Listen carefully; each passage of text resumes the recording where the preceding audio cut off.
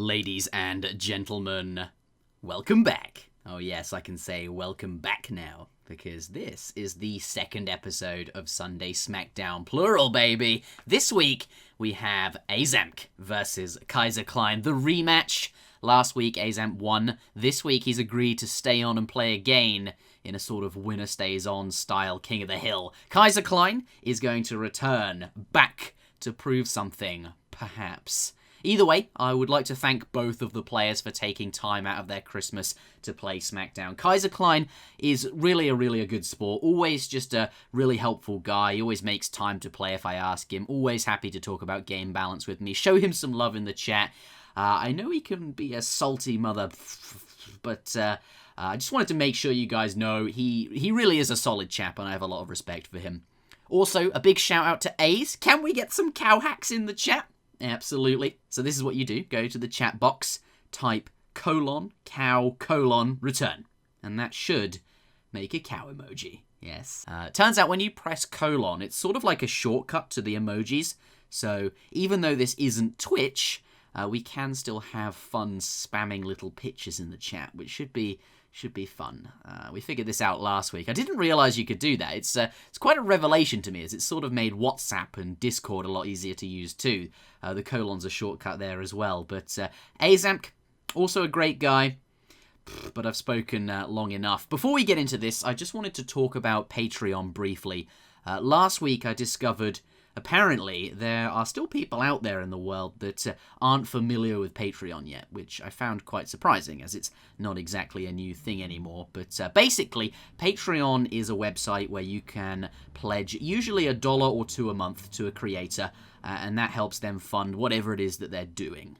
You know, a lot of bigger YouTubers use this site as their primary income because advertisements don't really earn all that much at the moment. But Patreon is quite a consistent income, as it's a lot more sort of predictable than regular sporadic donations. But yes, it's a crowdfunding website. And the way we've got our Smackdown Patreon set up is to charge per Smackdown. Not per month, that is an option, but we have elected to charge per Smackdown or per creation. Basically, if you pledge $1, it will charge you that each time Smackdown is released. And I like this because it's content-driven. If there is no Smackdown, there is no charge. So I think that's fair, and I think that's how it should be. So I've spoken for a long time now. So without further ado, let's get into the content. Ladies and gentlemen, welcome back to Saturday Smackdown, Sunday Smackdown, yes. Okay, I'll get used to it at some point, but we are here again. I am amazed that this happened.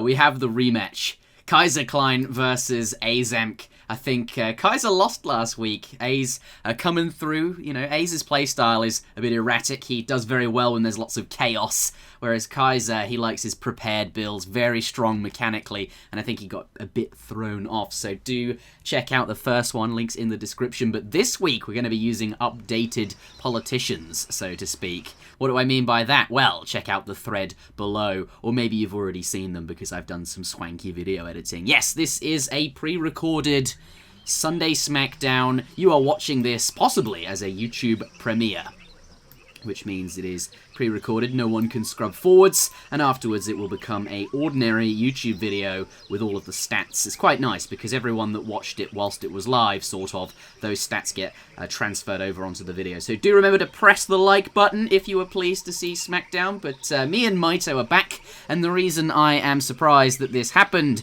is because it is currently Saturday, the 22nd of December 2018. And it is just before Christmas, so I think we're just waiting for Maito's slow-ass PC to load in. Maito on 6-year-old PC. Lol.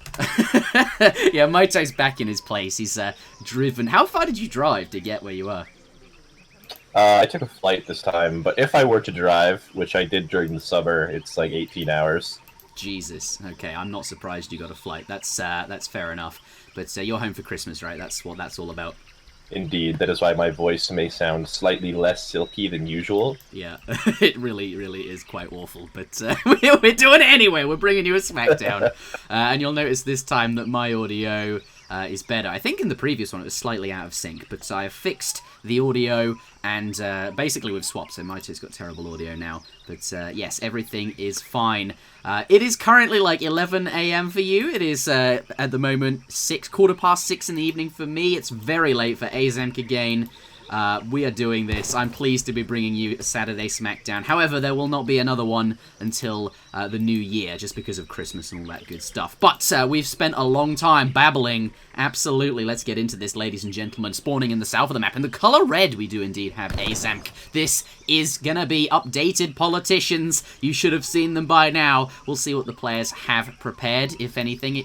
They didn't have long to prepare, so I'm not expecting super detailed or super crazy strategies. But yes, that's because Eagle Muck, can we get some hearts in the chat, has put the Smackdown patch together. But we'll do this again after Christmas, and I'm still talking about things that are not the game. Oh my goodness. Going for the 50 wood there, Kaiserklein, whilst Aizamk picks up that trading post that he's going to be building. Looks like, though, Kaiser is going to do some swashing with his swashbuckler sword. I don't know what that is. Fencing, almost. He's going to attack the Explorer and do some damage there whilst Aizamk's going for that. But yes, Aizamk starting with a market and a trading post. Of course, this is Deccan. We have extra resources, and you are able to do that. Of course, this is Discovery Age, as usual. You probably guessed that. But Kaiserklein spawning on the north of the map in the colour blue, playing as indeed the Germans, has also gone for a market and a trading post. In terms of treasures, looks like Kaiser is winning. He's got the 2 treasures so far. Aizamk's not got anything on the board, and he's managed to find Aiz's Explorer and started doing some damage.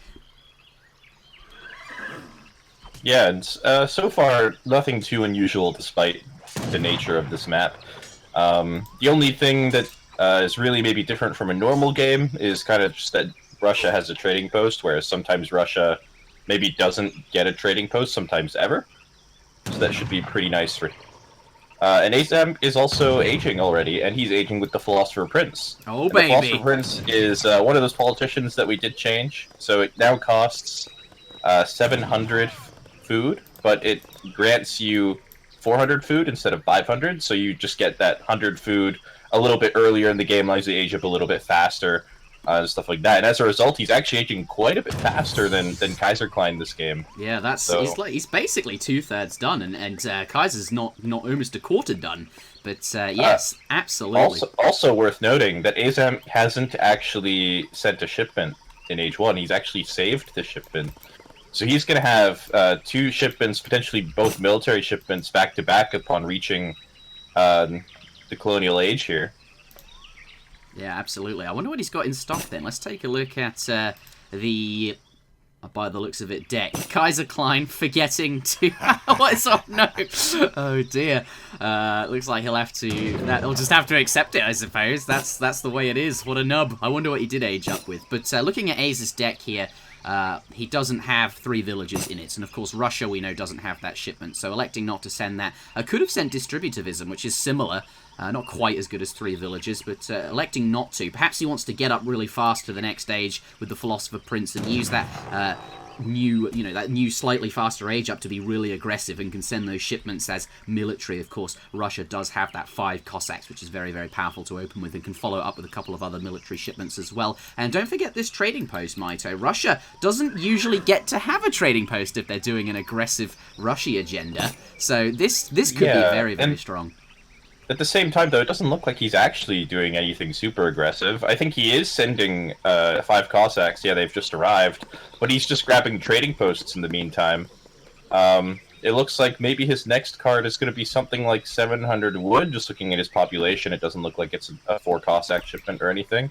But, yeah, these Cossacks, I guess, are just going to buy him time while he gets these trading posts up. Also, having aged a little bit earlier means that he can sort of... abuse the fact that he's going to get that 700 wood a little bit earlier than he normally would, which might help in this little TP boom. We'll have to wait and see. Yeah. But 5 Cossacks are in the base now. Not going to be super threatening, but they are going to force a little bit of idle time. Yeah, it looks like they're just walking around, and Kaiser just sort of ignoring it almost. He's just popping in, like, I think Ace didn't even take a swing. Kaiser, of course, very nice herding. Look at all those villages right next to that town centre, really on point there. Not much opportunity at all for those Cossacks to do any damage. Did get some idle time and hasn't lost any units yet, but these Cossacks going to be lurking for the time being. You're absolutely right, though. 700 wood is his shipment of choice, and it looks like with it, Aizamk has gobbled up all of these politicians. Pardon me, trading posts. Just because all these new politicians are on my mind most. I'm so excited about them. Yeah, on the other side of the board, though, Germany is on the way up to the Fortress Age with that 700 gold shipment. Looks like he's going up with the exiled prince. Stable going down, so he's going to be set up pretty nicely in the Fortress Age here in a moment. And he says it's bad, but at least the Russian player doesn't really have any other way of applying aggression, and it doesn't look like he's going to be aging up himself anytime soon. So there's quite a big window here for Kaiser to potentially do damage, although he doesn't have a shipment ready when he hits up here. No, he'll get there soon though. He's got some Ulans here. It looks like he is going to take a fight with some Cossacks, and this is really going to help his XP curve out. So he should be able to get that on the way, but he's not going to be able to take the engagement. Yes, he is. Thought for a moment there Aizamk was going to get away, but these Cossacks here should do pretty well against. Pardon me, the Ulans should do just fine against the Cossacks here. Actually, it looks like a fairly even fight, but at least he's getting the XP that he needs, absolutely. But yes, Kaiser didn't go up with anything new, but he doesn't have to. Remember, Smackdown patch, these new politicians, they're not supposed to be super brand new, amazing, really, really strong, although they are super brand new and amazing. But we're not trying to change the existing power of the politicians or the existing power of existing strategies, if you see what I'm saying. We're just trying to open up more opportunities to do things that would, you know, in the game, but can't be played. They're just not viable. They're just not very good. You know, that naturalist, that sort of long-term option, these other things, we've mentioned them, I'm sure. But, you know, basically the point is Kaiser doesn't have to go up with a new politician. And at the moment, he's doing all right because his opponent, what has he done? He sent Spice Trade, which is, you know, going to take quite a while to come into effect. It's not actually that great of a shipment when you've only got 13 villagers on food. And, of course, there hasn't been too much aggression here, so Kaiser mostly able to get away with this fast fortress-style build. 700 coin in now for Russia, so he's going to be following Germany up to Fortress, if his resources are any indication. Kaiser, on the other hand, still no Fortress Age shipments in just yet, only has a pair of war wagons to try and punish this trading post line. Okay, 3 war wagon shipment coming in now. But yeah, so it looks like Ace will probably be able to age relatively quickly. Going to be sending his musketeers to the other side of the map, where those units are not sieging. I'm going to try and apply a little bit of counter pressure to that trading post, it looks like. Yeah, here they go. 5 musks on the way, absolutely. I wonder how much of this trading route he can contest. You know, war wagons, dragoon-style unit, not all that much siege, and it could be a while to take down that route, but looks like Maito is pointing out the church. Absolutely. This is, by the sounds of it, going to be some sort of Kalmux. That could be interesting. I don't think Kaiser's going to expect the Kalmux, which is essentially a ton of dragoons, right? Yeah, and they should do pretty well against what Kaiser has at the moment, which is basically just a stable and cavalry units. But it also opens up the door for westernization and stuff like that. I believe that's what the tech is called. It's the one that gives Russia all of the yes, I think you're right. All the veteran upgrades, and they've got one for guard upgrades in the next stage as well. So yeah, that's, you know, on Deccan, that seems really, really quite good, especially with this trading post boom, right? Because you have more resources than usual. You get that early trade post. You can kickstart up. They might be able to get a really value. This, however, is not really value. These musketeers have been pushed all the way back off that trading post, trying to do his best in hand combat, but still just going to fight with the superior speed of the war wagon. They all go down, and Kaiserklein going to have a nice pickup. So, by no means out of this game. I think he's gotten away with his age-up politician choice. Kaiserklein going to be feeling pretty good about himself, I think. Actually, looking at Aizamk shipments, looks like he's not going for anything too weird. He has built the church. I wonder if there's just something in there generally that he wants. Yeah, it must be like a spy or something like that at some point, maybe. Yeah, that does sound. We like know something he Aizamk would likes do. his spies, but Yeah. I'm not seeing what value it would really give him at this stage in the game. So I'm a little bit confused by the church, We'll but see where he goes. It could be for the westernization. I'm not actually certain what that costs, but we will find out shortly. What we do have, though, is a lot of units heading Aizamk's way. Kaiserklein has massed quite a few war wagons there. His 8 skirm shipment has arrived as well, and of course the Uhlans that come for free. That basket just fell off. I absolutely love the graphics in Age of Empires 3, but gonna make short work of this blockhouse, and Ace hasn't really done anything. He sent sort of 1,000 coin, which although is quite a, high value shipment, it takes a while to pay off. It's not a military shipment. There's actually no military on the board, especially after losing those musketeers. And I think Kaiser just going to stand at the front here, siege away, uncontested, and get lots of damage in. This is looking really good for Kaiserklein. yeah, especially now that he's also cleaned up some of the TPs and grabbed them for himself. His economy actually has a pretty significant advantage after he has constructed those 2 TPs. He's up probably like 6 or 7 villagers. And yeah, it's looking rough for Aizamk. He doesn't really have a lot of resources he can invest into units at the moment, especially with how population restricted he is after losing those buildings. Here we go. Let's see what he can pull out here. Looks like this is go time for Aizamk. He wants to save this blockhouse and has managed to do so. But Kaiser going to get far away. Manchu, okay, that's what he was looking for. He wanted to take this fight here, but Kaiser, he knows better than just to stay underneath the town center and get ambushed by an Ace pop, which is so classical of Age. And also, he just has this skirmisher advantage in the sense that that range is so abusable. The skirmishers have such short range, and they're going to find it really tough to do good damage versus these units. And look at all those Uhlans. 9 Uhlans coming in, massing some as well. That's a big cavalry army, and I think Aizamk should be very afraid. Yeah, definitely. And this is a really nice thing that a lot of German players don't do, or a lot of players in general with any civ don't really do against a civ like Russia's. Like, people just tend to like mass skirmishers, right? And they sort of bank on the strength of the skirmisher to win. But in this particular matchup, because of that range advantage, it's not necessarily strength in numbers you need, it's just strength in that range. And so he's not training a lot of skirmishers, but he's got enough that it gives him an advantage, and he's training other units that will be a little bit more explosive when the fight actually takes off. Yeah. Yeah, they are really causing him trouble. I think Kaiser playing very safe. He was just, still playing safe. He doesn't want to go in. He's just going to push the advantage with the range on these skirms and has enough to do that and keep pestering Ace and using those other units to sort of siege. We might force an engagement here, though. I wonder if there's a batch of 5 units about to pop out of that stable. There are a lot of cavalry, but Manchu are on the board, which are very strong against the cavalry. Looks like the Ulan have found a good spot on the skirmishers. Pardon me, the Strelets are going to start tearing through them. +6s everywhere. Let's see what work those Manchu can do. They're not as abusable as perhaps ordinary firing sort of Dragoon-style anti-cav, and that's going to be enough. Looks like Aizamk getting caught off guard by the power of the German semi-FF, which has only been enhanced by the fact that this is Deccan and that there was no early pressure to punish him, and he's got 3 trading posts here. I think Kaiser just goes up as normal, play the traditional strats, the tried and true, and is going to slam through A's here in this game number 1. Yeah, definitely a nice game from him. I'm a little bit I'm a little bit sad because Kaiser and I were talking about how maybe Germany could make use of the bishop politician, the one that gives you a shipment as Germany, because as Germany that's like 300 more resources than other civs. Yeah. But unfortunately, he aged up with the quartermaster. Yeah, So. it's not bad though. 400 wood is the tried and true. But yes, you're absolutely right. When you get a free shipment, especially as Germany, where you get the extra Uhlans on top of that, you're right. It's about 300 extra resources.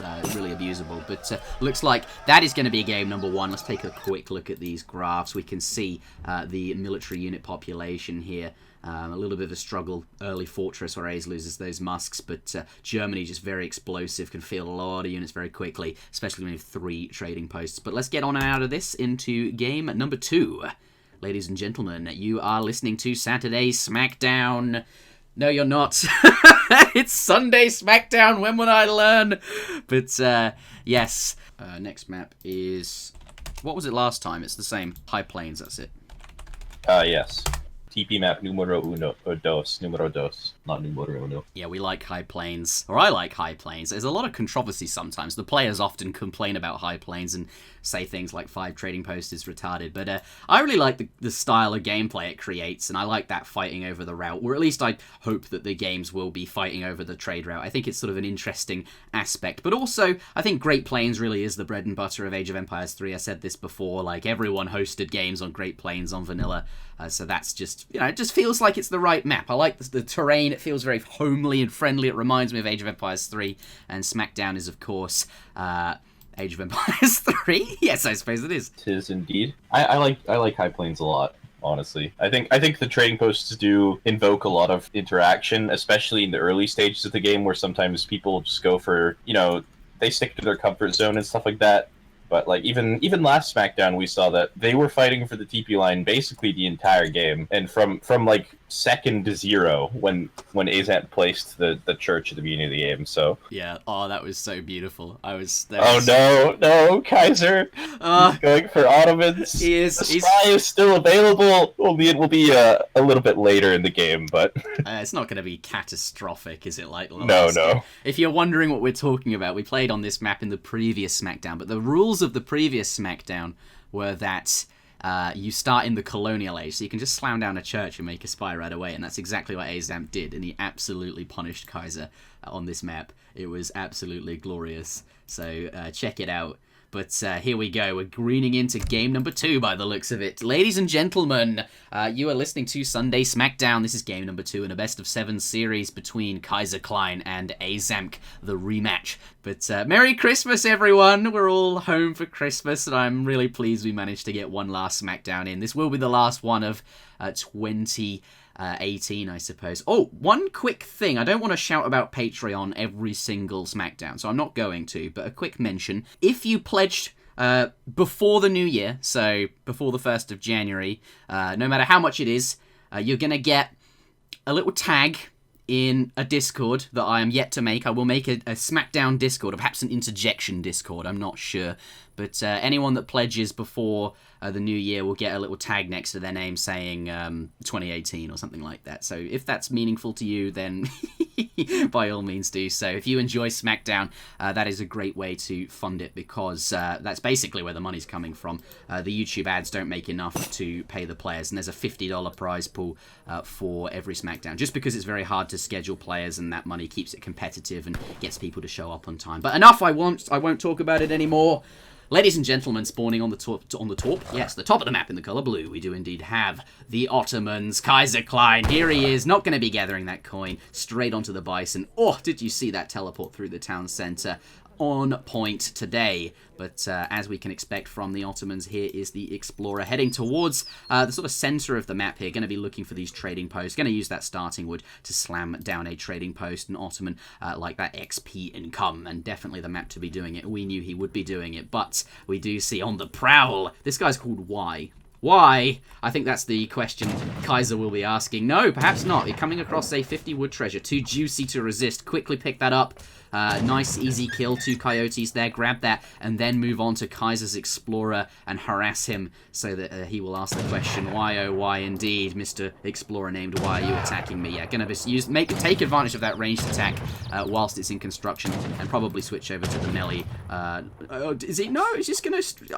what? I thought a Kaiser could escape or something, but maybe it doesn't matter. He's got his trading post up here, about to get that first pass, and you'll see this XP bar. There it is, pops right up to the next age, and 3 settlers will be on the way for, of course, the Mr. Kaiserklein over here. But Aizamk in the south of the map in the colour red, playing as indeed the Portuguese, also leaving his coin, does not need that right now.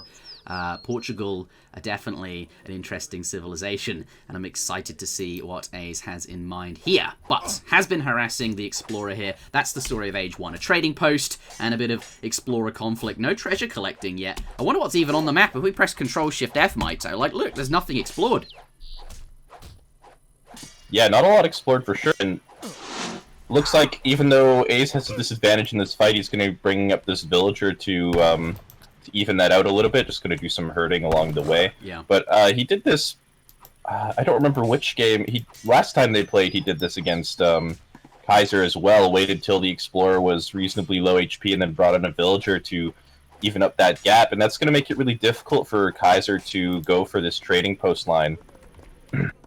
Yeah, you're absolutely right. I think Ace doesn't care. He might lose the villager, pardon me, the explorer, but, like, who cares? He's done the same to Kaiser. He's got really low HP, and if he does make a spy, like you mentioned, then it's just even easier to kill the explorer. But the villager coming in strong here, just going to even this up, and Aizamk just about, with a tiny bit of life there, keeps the explorer alive for another day. However, Kaiser will wake back up as soon as he gets to the next stage, since of course he'll get that HP boost from aging up, and the trading post will wake his explorer up, and then he can go on to construct more trading posts or do whatever it is, or scout, because he's really not done a lot of scouting, and I wonder how that will come into play for the Ottoman player. But yes, he's very low HP, and I wonder how many trading posts he actually will be able to get up, Maito.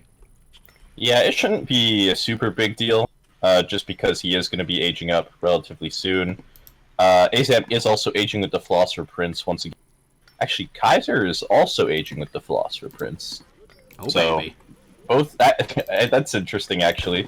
Ottoman already ages pretty quickly. This makes him age a little bit faster. I wonder if he's going for some sort of FF or something. I wonder why he sent the villagers forward when he's not going to be able to construct a military building with that politician, but we'll have to see what his plan is. Yeah, those villagers are walking even further forward. He does. I think he might be a little bit surprised when, oh no, he already has the wood for Iraqs. Didn't notice that. Oh, I suppose he has that because he can build the trading posts in transition. Oh yeah, that's true. You're slow, ruffle. Yeah, Ottoman. I think the Philosopher Prince, you know, that 100 food cheaper politician, is actually really abusable with the Ottoman, simply because, you know, they don't have to wait for villagers to finish training or anything like that, because villagers just train automatically. You could just click the age up as soon as you got that 700 food, so it's actually much easier to take advantage of the fact that you can age quicker with that. But yes, barracks going down in the middle of the map here, but what's Ace up to? Here's a town centre, fairly mid-map, fairly close to that barracks, Maito.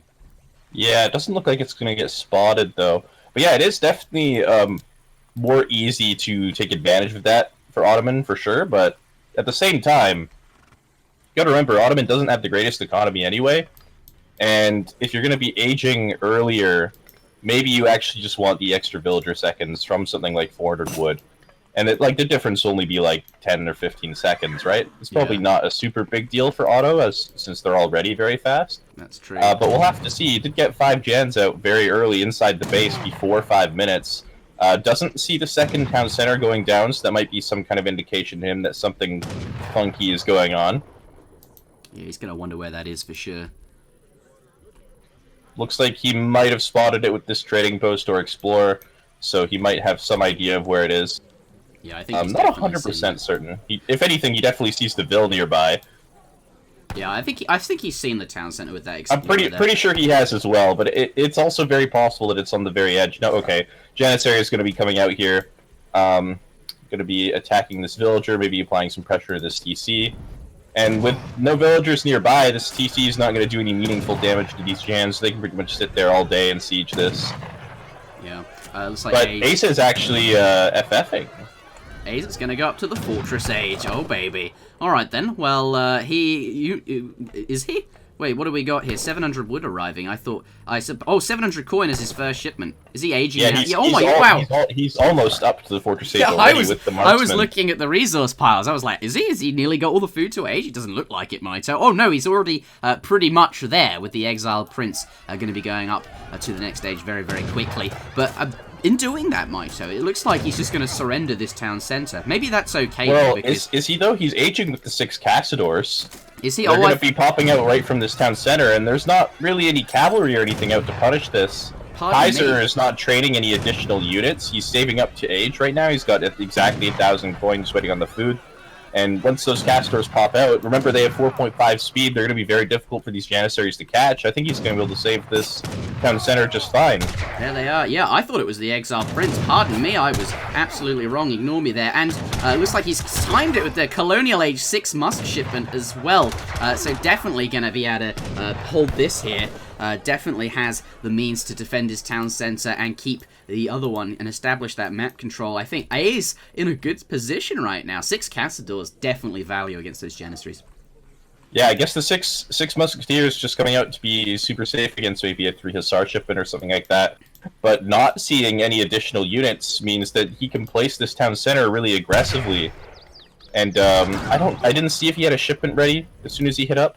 I'd imagine with the 6 musketeer shipment, it's possible that he didn't. Well, actually, maybe he did. I mean, Portugal gets to save their shipment. That's true. In the first stage, so well, if we'll it's see gonna, if something it'll be pops out arriving. shortly.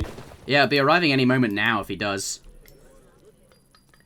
And this is definitely a very awkward spot for Ottoman to be in, unfortunately. But especially if another shipment is about to pop, that house is a little bit exposed as well. But A's not going to commit to that. Wait, did Kaiser age with the exiled prince? Oh, he's in the Fortress Age too. We can check. Let's. Oh my god, my casting not on point today. We're missing all the age ups, Maito. Yeah, he went up with the Exiled Prince by the looks of it there. So no extra units, but he's going to follow Aizamk up to the next stage. He doesn't want to get left behind. But yeah, this is a little bit awkward for him. But I think A's is still wary of that shipment. That's why he walked back. Looks like the Cassadors have come forward. 2 cannons arriving. That's going to complement the Janissaries very nicely, especially since Aizamk mostly training. Infantry, are we going to see it? Yes! Oh, that is damaging. Lots of damage on those Cassadors here. Now going to get out. Does have 2 going down, a few more on the side. Along with 2 little trees as well. Rip trees. Press F to pay respects. This age-up, though, is a little bit unusual for the Ottomans. Normally, Ottoman, even though they have the Exiled Prince, the Exiled Prince is arguably the best Fortress Age politician. They often don't choose it to go to the Fortress Age because they prefer to slow age, as their villagers, you know, they're already training regardless of whether they're aging or not, so they don't get any idle time in that regard. They also can train whatever units they want in transition anyway. Those units are going to be used in Fortress Age as well, so it doesn't really matter all that much. So something like 4 Hussars makes a lot of sense. What this does do is it does allow him to get the 2 Falcons sooner, but his army is going to be a little bit weaker to this timing here, as he has like no units, as you can see here. Musketeer is just going to go straight into combat with those Falcons. They're getting an okay trade, though, to be perfectly honest. Yeah, but it would have been so much better. Oh, they're still alive! Like Jerry managed to get a shot onto those Cassadors just before he went down, but I think Kaiserklein would have much preferred that 8 Janissary shipment to have been there sort of 10 seconds sooner, and those Falconets could have performed so much better. But yeah, not a terrible trade, but he is now in a spot where he hasn't got any artillery or any means really to deal with these Cassadors. They're just going to run him ragged. These Jan's trying to get out of here. Very greedy. He is very greedy, for sure. And the thing is, like, yeah, he's getting good trade, like, in terms of resource for resource, definitely. But like, the thing about Ottomans is your economy is not very good, so you can't really afford to take even trades. You have to be getting very good value out of your units, especially in the early stages of the game.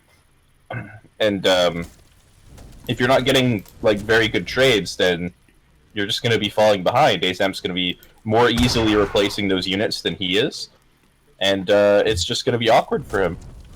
Yeah, that's absolutely true. As Ottomans, you've got to really make those artillery pieces count. Looks like he's managed to get away from the main group of Cassadors, but Aizamk, being the player he is, gonna split up a smaller group and find those Janissaries. They're just trying to fumble through the woods and get away. Meanwhile, 5 Dragoons in Kaiserklein's base here, threatening these villagers, and no reinforcing, sort of nothing here defending. So those Dragoons can actually just run Kaiser ragged. They're not really going to be able to gather safely. He's always going to have to worry. And as the Ottoman, you said he's not got a great economy. It's not like anything's going to be popping very soon to sort of defend. Does manage to get those Janissaries into hand combat, which is good value versus the Dragoon. Is able to take out, I think, almost 2, look like 2 very low HP ones there. But back towards these Janissaries in the south, looks like they have evaded capture, and I don't think that Aizamk will be able to catch up with these. So if Kaiser can get them back into the thick of it, should be okay. But yes, as you said earlier, lost the cannons, and you really want to get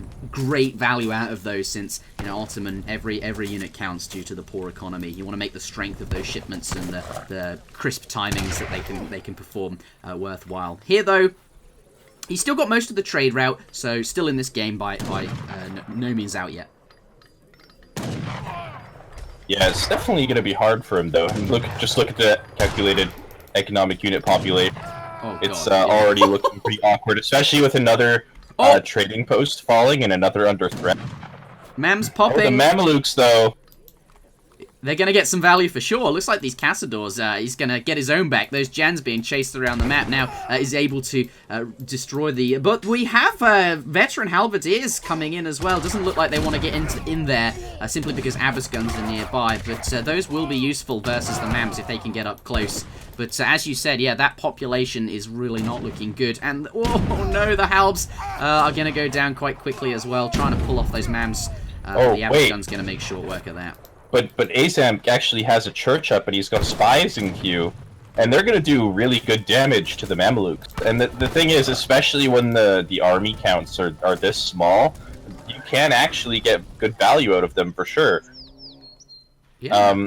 Because and especially against Ottoman, whose explorer is often not with the army to reveal stealth units and stuff like that. They could actually be quite effective here. There's not going to be a lot of units to pick them off, as I already mentioned. Yeah, how much damage do they actually do to mercenaries? Hang on, where are they? 5 times 40, so whatever that is.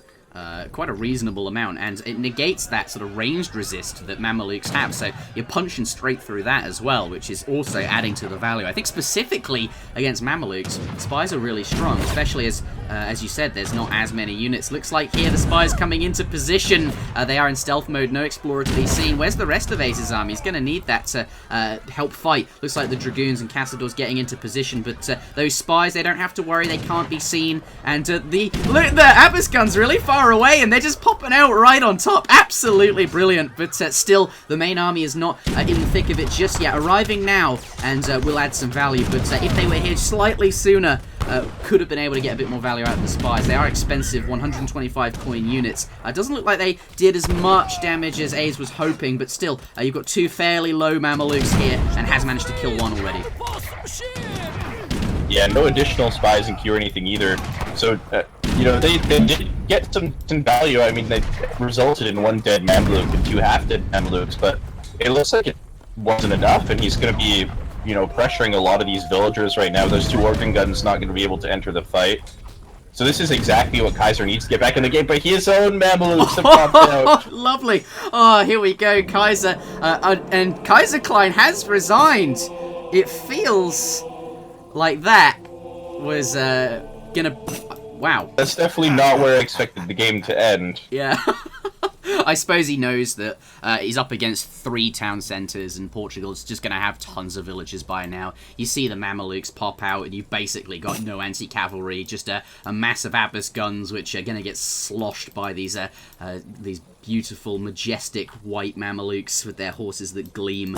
But also organ guns. I'm not sure you can see those, but it is clearly a decisive victory for Aizamk here, bringing the score up to 1-1. Ladies and gentlemen, looks like this is shaping up to be a series. Can we get some PogChamps in the chat? Actually, let's type... what emoji? Joy? I don't know, it's not really relevant, but if you put the colon like that, and then you can actually, that's the shortcut for emojis, so maybe we can start, maybe it's okay, maybe though it's not Twitch, we can still spam little pictures of things. But let's take a quick look at the post-game graphs here. I think A's managed to get those cannons because Kaiser didn't, of course, have those 8 gens slightly ready in time. Kaiser complained that he was being too greedy. He's only got himself to blame, but that, I think, was a big point in the game for Kaiser. But looks like Portuguese has those extra villagers over the course of the game. Villager population here. Boom! Fortress Age really spikes up here, and it's pretty much level for the Ottoman player since he hits the Fortress Age there. No growing economy. But that is game number 1, ladies and gentlemen. You are listening to Sunday Smackdown, brought to you by me, Interjection, and of course, Maito. That actually sounds like 3 people in a way. Does it? Yeah, I said me, Interjection, and Maito, as if there's... yeah, you did. Which doesn't really... It does sound like 3 people. Yeah, there's only 2 of us. There's only 2 of us. That's kind of funny, though. But looks like the next map will be Kamchatka. Looks like then A's has just won this game. Therefore, he will have to pick his civilization first. Currently on Portugal, he played that last game. It is now disabled. You cannot play civilizations that you have won with. So let's see what Aizamk goes with. Any thoughts? I mean, we have got new politicians. I wonder if he'll try and abuse the bishop with Germany, see if he can make something happen there. But really, there's quite a lot of different... British, okay. British. I suppose... I'm not really sure how you can use the new politicians as British super effectively. You can talk about the Philosophers... I mean, the Philosopher Prince is just a straight-up buff for Brit, I guess, right? Because normally Brit likes to age with the Philosopher Prince anyway, or the Governor. And the Philosopher Prince will basically guarantee that you can get that earlier age up in.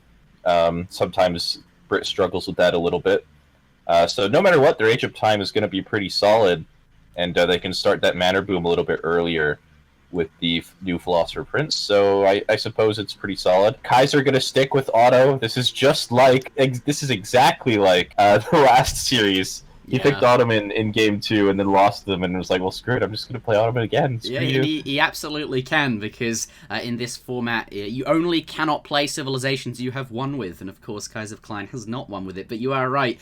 He did get spanked a couple of times playing Ottoman in the previous Smackdown. We'll see if it happens again. This, however, is a normal Discovery Age start, but it seems that Kaiserklein does like the Ottoman, and he's just going to stick with them. It's as if he's comfortable with, by the sounds of it, can abuse those nice early timings, those sort of powerful builds that they have. But I think Kaiser, very strong sort of macro player as well. He does quite well in the late game. It's not like he's a bad player there, but you just can't get that far with the Ottoman, really. So just not able to take advantage of his skills, perhaps. He's only limited to this early portion, and if it doesn't go well, then that's that, really, I suppose. But we'll see what he has in store.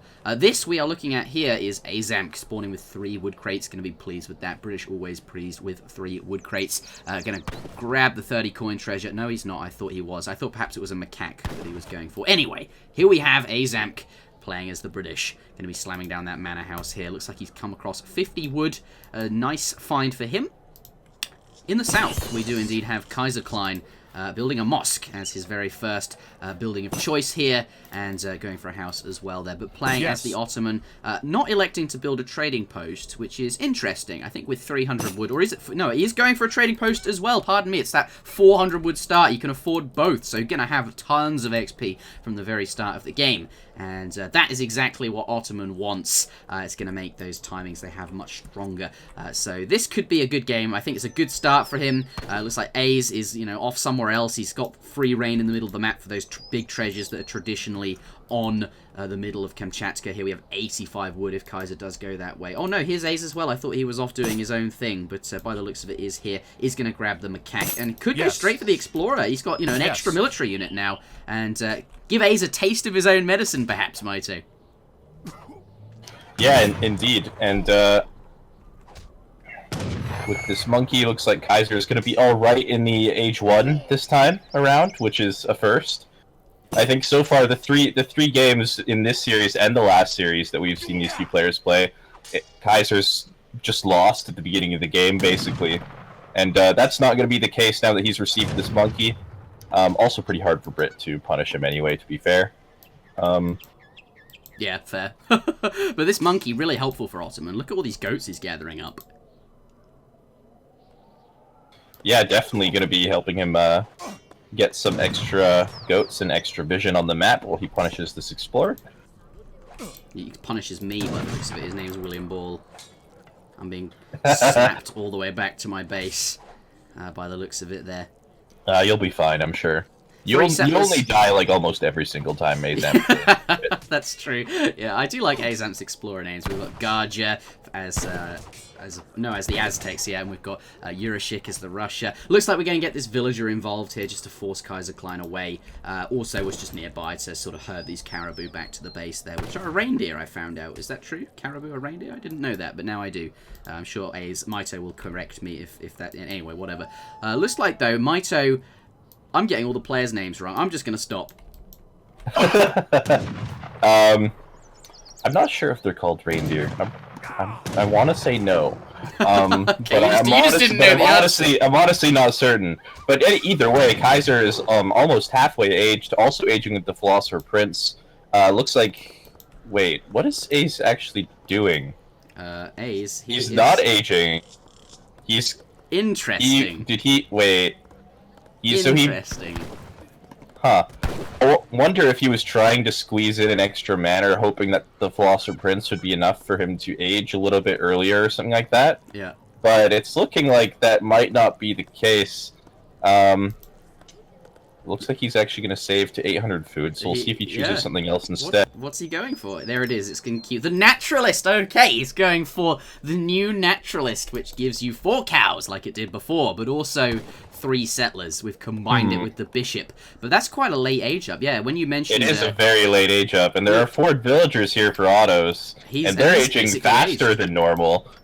Yeah, what's he going up with? He's going, yeah, Philosopher Prince, even faster. Super fast pre-4 minute age up, slamming down the Rex versus Ace, who's only just started getting in queue. I don't know if he's going to be able to make advantage of those extra economic units. It's such a late age, and Ottoman can be very difficult, even, you know, like... Well, how's he gonna hold this? What is he thinking? What is he thinking? I'm sure we'll find out. But Rex is now up for the Ottoman player, and we've got war going up by the looks of it as well. But 5 janitors or whatever it is he chooses will be arriving any moment now, and this is going to be a lot of units for Ace to deal with. Yeah, and those are not the most ideal walls in the world against this. You probably want them on the other choke point. Oh yeah.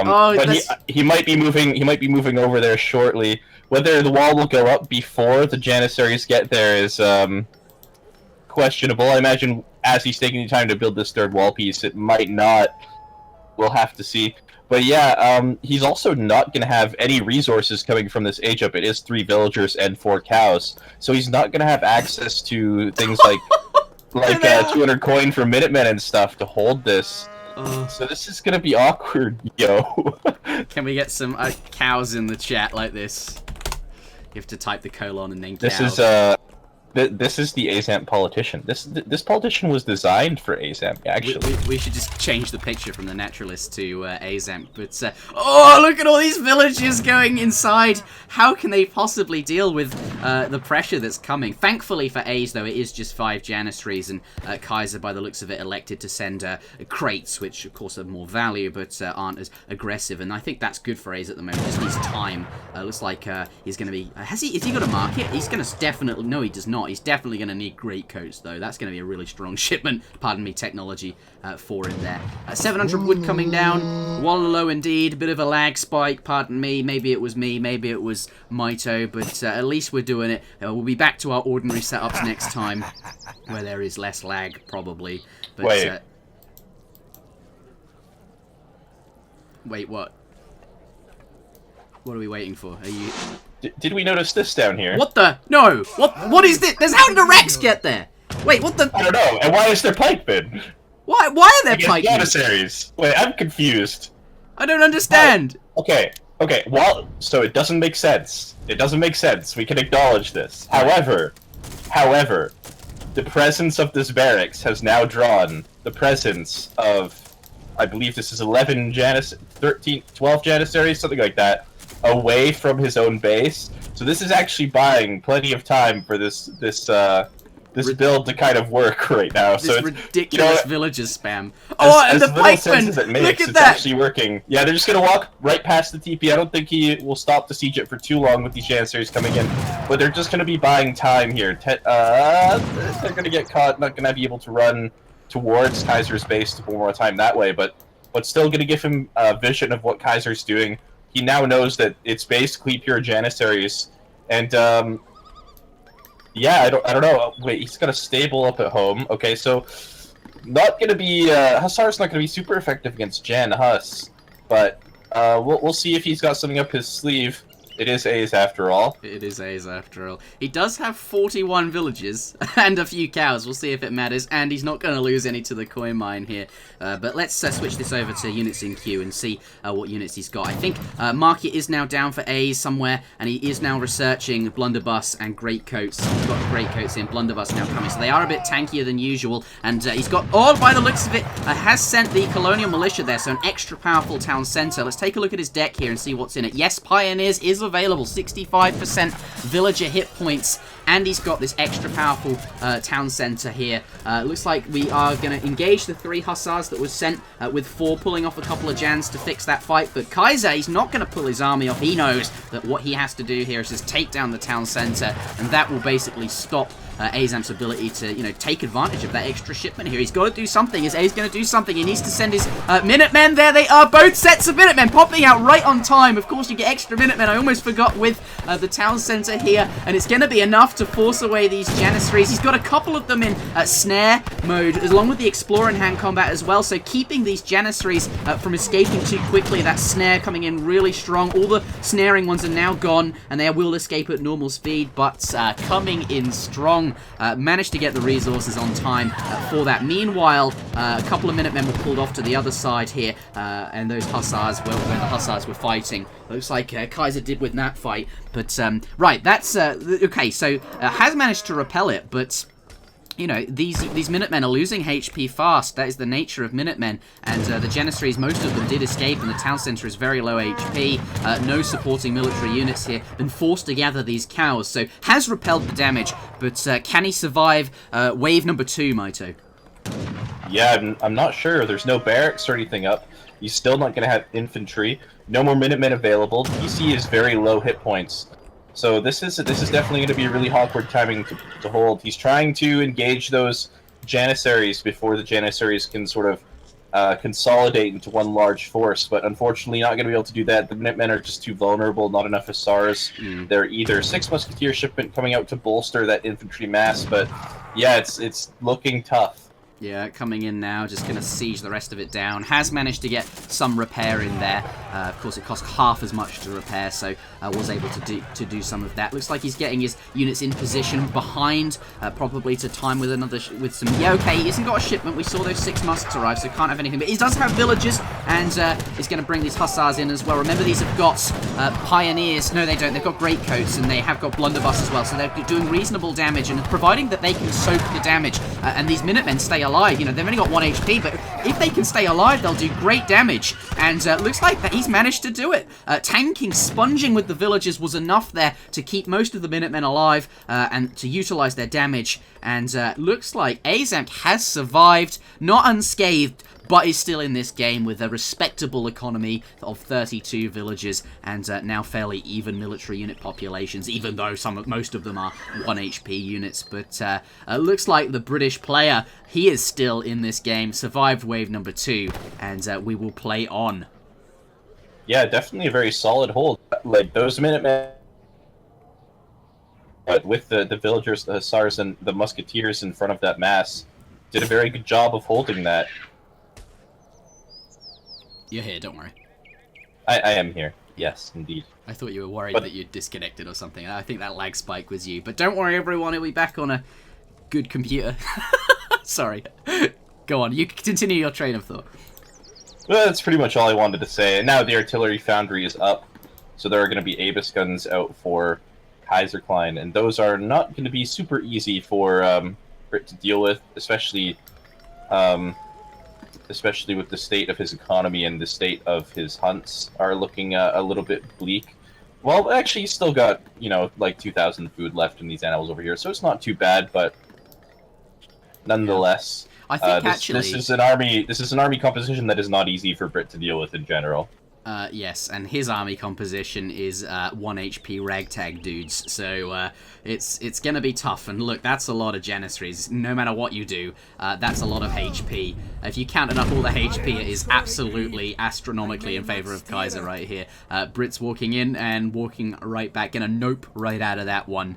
But yeah, I think those cows that he ate, whilst in the thick of it, he couldn't get all of his units on food because, there was just, like, Kaiser was everywhere. Those cows, I think, provided the food he needed to survive just long enough, right? Like, the extra food that they supply means that the hunts he's eating now have sort of been prolonged a little bit.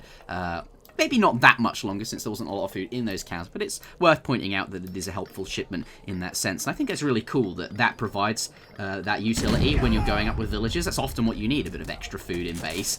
Is going to lose a couple of villagers here. Kaiser pushing him all the way back with these Abyss guns. Looks like the bulk of the army is coming in now, going to siege down the market. But That's the story of that. Can Aizamk hold wave number 3 is the question. We'll have to see, but before things get too dicey here, yeah, the cows, they did help a little bit in that regard, but at the same time, you gotta wonder if it was really the best politician for this situation. Like, with the start that he had, I imagine, and the super late age up, I've gotta believe that a different politician could have given him more value here. Yeah, I think you're right. But Ace is a good sport, and we'll try the new shiny things for us. So I'm very pleased that he's here playing. Looks like though Kaiserklein, no matter what politician Aizamk did take, has found himself in a good spot. He's got a big army, a very nice composition that supports each unit very well. He's taken out that trading post here. Okay, well, I think maybe we'll do screen share after this.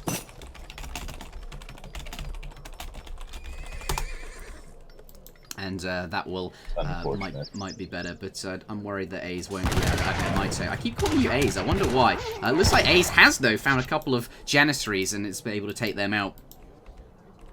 Yeah, it looks like he's just going to be marching across the map, trying to divert the attention away from his base, buy himself some time.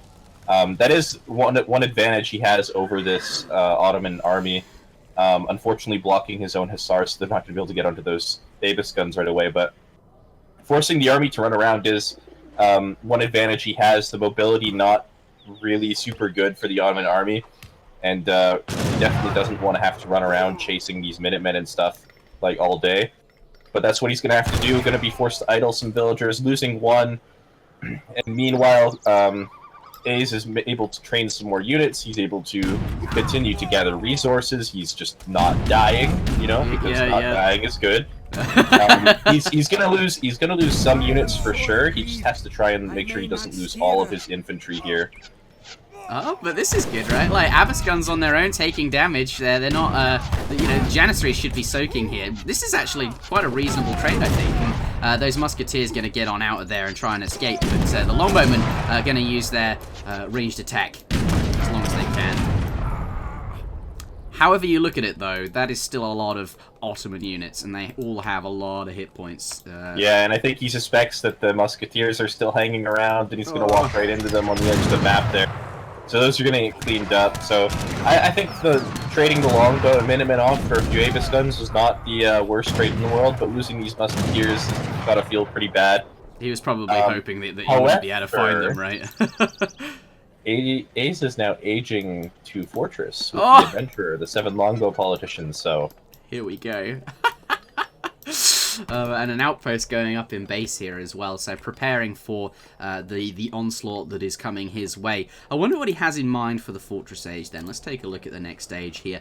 Could be sending 2 Falconets. That's definitely a strong shipment against what his opponent has, providing the Janissaries don't get too close to it. Mind you, he has lost a few Janissaries, so maybe that was his plan there. Trade off a few of his units for those Janissaries to make something like Falconets easier to send and to get more value out of them. We'll see what he has in mind, but is going up to the Fortress Age. We'll see if he gets away with it. It does seem like a lot of resources to invest, but A's, if we know anything, is good at defending in his base where he can pop units. A few Hussars now coming out. Looks like they're going to find their way over, go towards his opponent. Looks like they're going to try and seek out some villages. Is going to get held up by this wall. Didn't take long to clear, though. Hussars, will they find any villages? I don't think so. They will, however, be scouted by the house and the market. So, but at any rate, could build in more time. Aizamk is aging. Kaiserklein doesn't know this. So those Hussars, if not anything else, could force Kaiser to bring this army away from his base. Yeah, there it is, the switcheroo. And more time is good for A's to make that economy pay off. Yeah, it looks like he's going to be thinking better of that decision to turn around, though. He knows that he can't really afford to just sit and chase those units all day. He's got to, find out what Ace is up to and apply some pressure. Oh, but look, there's some Hussars coming, and the Janissaries are split off.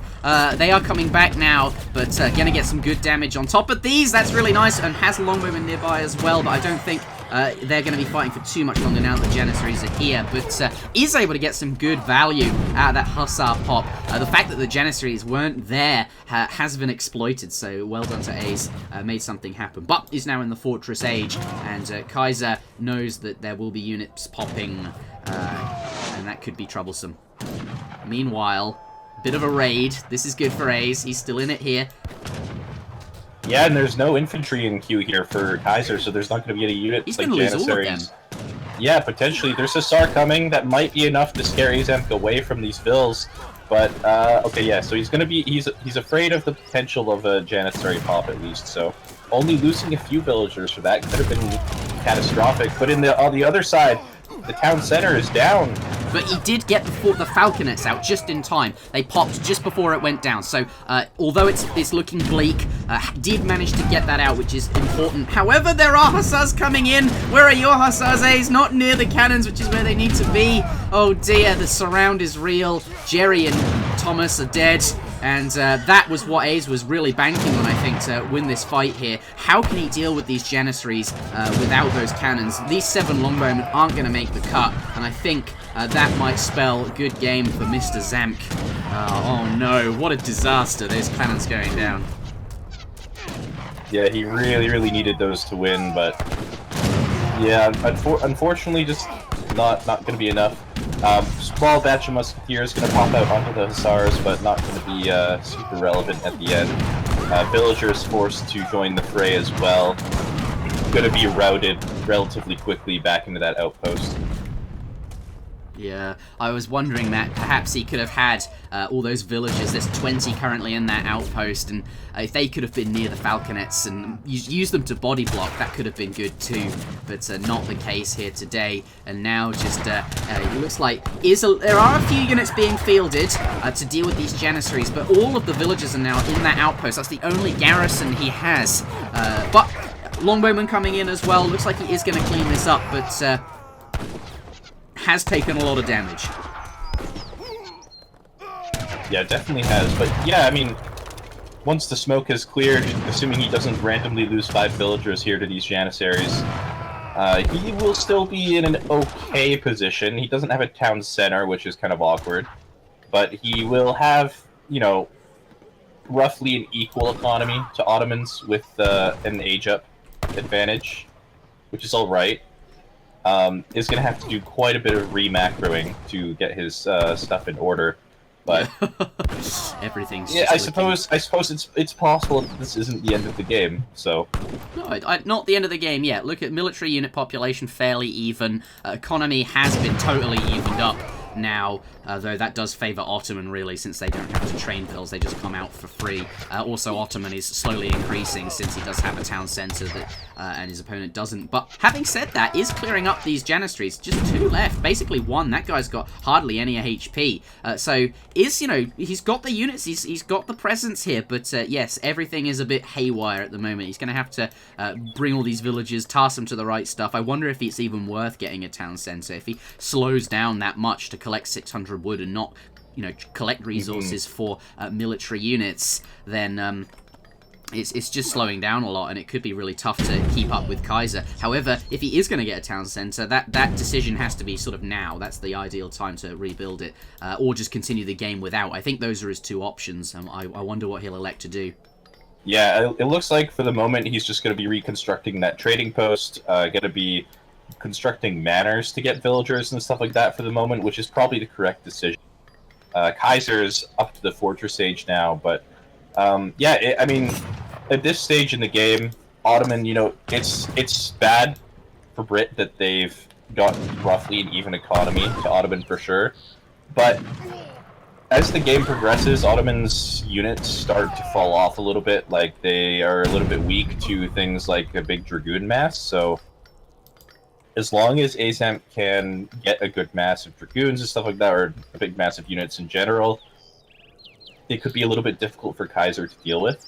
Yeah, and I think he is doing that. He's got good units, right? Here we see longbowmen and musketeers on the other side of the map sort of walking forward, trying to find villages. They're not going to find any here, but A's doing all the right things. He's being present on all areas, all sides of the map, keeping Kaiser busy, and as you said, was building manors, is trying to get his villager count up that way, and is basically staying in the game. However, Kaiserklein is in the Fortress Age, and he now does have access to those powerful Fortress Age shipments, such as 2 falconets, and that is exactly what he needs. versus what A's currently has, which is a ragtag bunch of infantry left behind from the colonial age.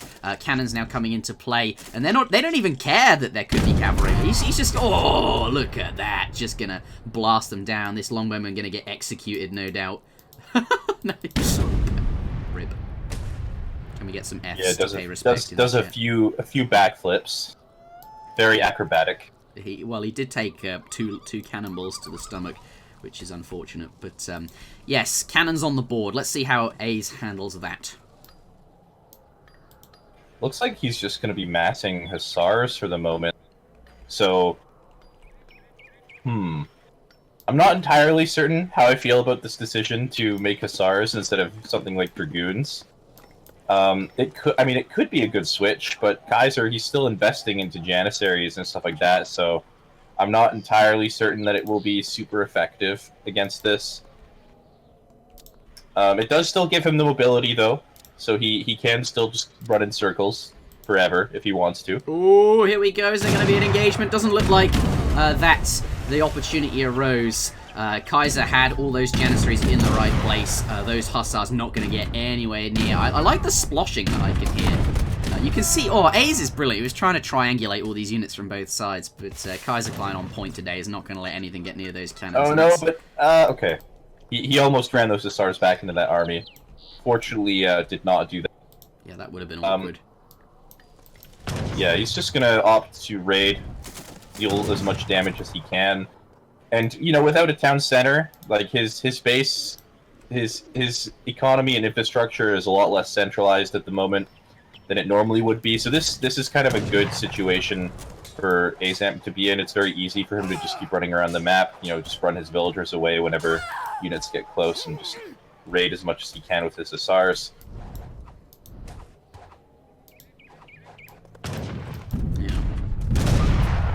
It does look like everything's everywhere, just trying to keep on top of all of the action, all of the villages going down. I think, A's catching up in terms of villages. God, there's a lot of rumbling. Are those cannons firing? Yes, they're in the base here. Okay, so preparing to launch an offensive on Aizamk's old base. All that's here, though, is a barracks and a stable in the back there. These houses I don't really think are too interesting. Kaiser could clean them up for XP, but then he's just allowing his opponent, who doesn't have a town centre, to construct more villages. So perhaps he doesn't want to kill the manor houses, we'll just leave them. But yeah, there's not a lot of stuff. It's not very juicy, this area, if you see what I mean. There aren't very many things to kill. Meanwhile, Aizamk does have villagers, cavalry trying to kill those villagers. Veterancy has come in, so they are a bit stronger now. Looks like more raids coming here, however... Oh, the cannon's out position, plus there are Abbas guns there. Is going to get only 3 hussars on top of them, but does manage to take one of the falconets out. However, on the other side, hussars are on top of the Abbas guns, a great position to find himself in, and I think British is going to be very pleased there. This is laggy, really. Okay, I think we should screen share, Maito. Yeah, definitely. Okay. Should we do it right now? Yeah, I'm streamed. You can resign.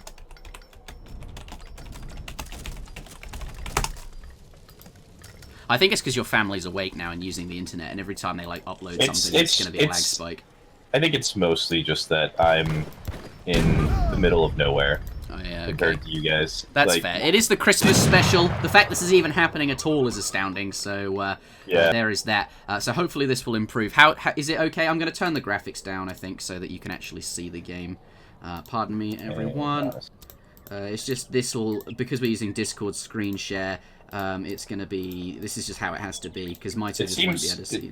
It seems okay. I don't know if you have to turn it down right now. Yeah, it seems okay because I'm streaming basically nothing to you. All I'm streaming is basically now that we're actually in the game, it'll be a lot more blurry because there's a lot more required. There's just a lot more to encode. If you see what I mean. Anyway, I'll save the lesson. Unfortunately, we won't have stunning graphics today, but that's fine. At least we're getting a Smackdown. God, this looks sketchy. But right, Maito, what's happening in the game? Okay, what happened? Okay, so Thomas died. We still have Jerry up. We do. However, Aizamk has trained to Tom and Jerry for himself, which is pretty good. Tom and Jerry, we picked those names by... That wasn't even intentional. Oh my goodness. Tom and Jerry, brilliant. For anyone wondering, we named the falconets Thomas and Jerry. in a previous episode, in the last Smackdown. And Steven now. Yeah, but these aren't Tom and Jerry. Aizamk's already sent his falconet shipment. These, however, have been trained from an artillery foundry. Steven, is he the third falconet? Okay, brilliant. But yeah, Aizamk, he's basically run out of food, so it seems like a good time to build those coin-heavy units that are the falconet here, and that could be really, really good. However, Hussar's taking a lot of damage here, but it is... just walking through, is however going to lead these units straight into the cannons, so hopefully he can get a good volley here. He's going to attack the cav archers, so not ideal, but oh, look how packed those Jans are. If he can get a good shot off with these Falcons, it's going to be absolutely beautiful, but looks like Kaiserklein is just going to walk straight in and get into hand combat, just straight on top of the cannons like this. I think that's absolutely the way to be dealing with them. One cannon of his own coming in, but going to be quickly taken out by these Hussars, and is making short work of the cannons here, and it does look like Kaiserklein eventually takes the win, but not before having an absolutely brilliant game. Doesn't look like, though, Aizamk's politician choice worked out for him in the end, but we did see some very nice holds in that early game, and I think Aizamk performed very, very well. Yeah, Brits don't need extra villagers, do they? Yeah, it was not the greatest choice of politicians, I've got to say, especially when aging quite so late into the game. I believe he clicked up, what, like 330 was when he started his age up? Like, Kaiser was basically already age 2 when Aizamk started clicking up, so yeah, it was a little bit awkward, but managing to survive 27 minutes after committing to a strategy like that is pretty good anyway. But let's get into game number 2. Ladies and gentlemen, you are watching Saturday, no you're not, Sunday Smackdown. I cannot get that right. Game number 4, Pampas. But at least Kaiser here, I think Kaiser can get pretty frustrated sometimes. So the fact that he's got some victories on the board now, he's actually pulled ahead in this series, is going to be good for his ego. And perhaps we'll see some continued need to check the politicians. Kaiserklein not doing his homework. He wants to see what is available, I suppose. And that's fair enough. I think he probably does know the new politicians, but what he doesn't know is what politicians you get with each civ. And since you only ever need to know if it has the quartermaster or not, basically, it's fairly understandable that Kaiser doesn't know what all of the civs might have in terms of what is available politician-wise. But he's going to go to the toilet, he's going to pull up eso-community.net on his phone, and he's going to squeeze one out whilst checking the politicians, I suppose. Ladies and gentlemen, welcome back to game number 4. Kaiserklein has just gone to the toilet. And whilst he was there, he checked the politicians, I would imagine. And I probably said this before, but we cut out a bunch of filler through the magic of video editing. How about that? That is definitely one of the advantages of doing it this way. Crystal clear. Crystal? Yes, that. Crystal clear visuals, since, of course, we do have the ability to record in much higher quality since it's not a stream.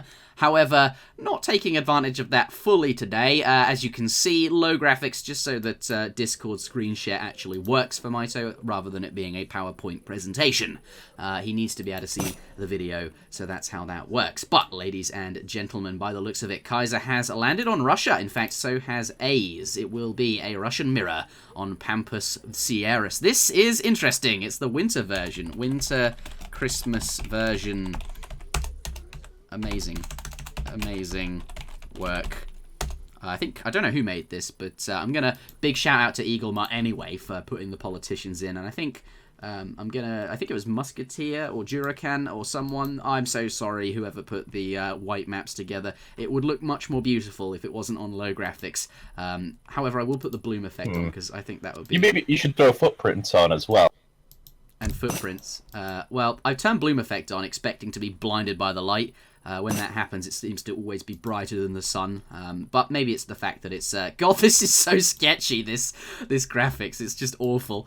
But you've got to do what you got to do. I think you can probably turn them up. Like, we've done this before, and it hasn't really affected your frame rate or anything, I think.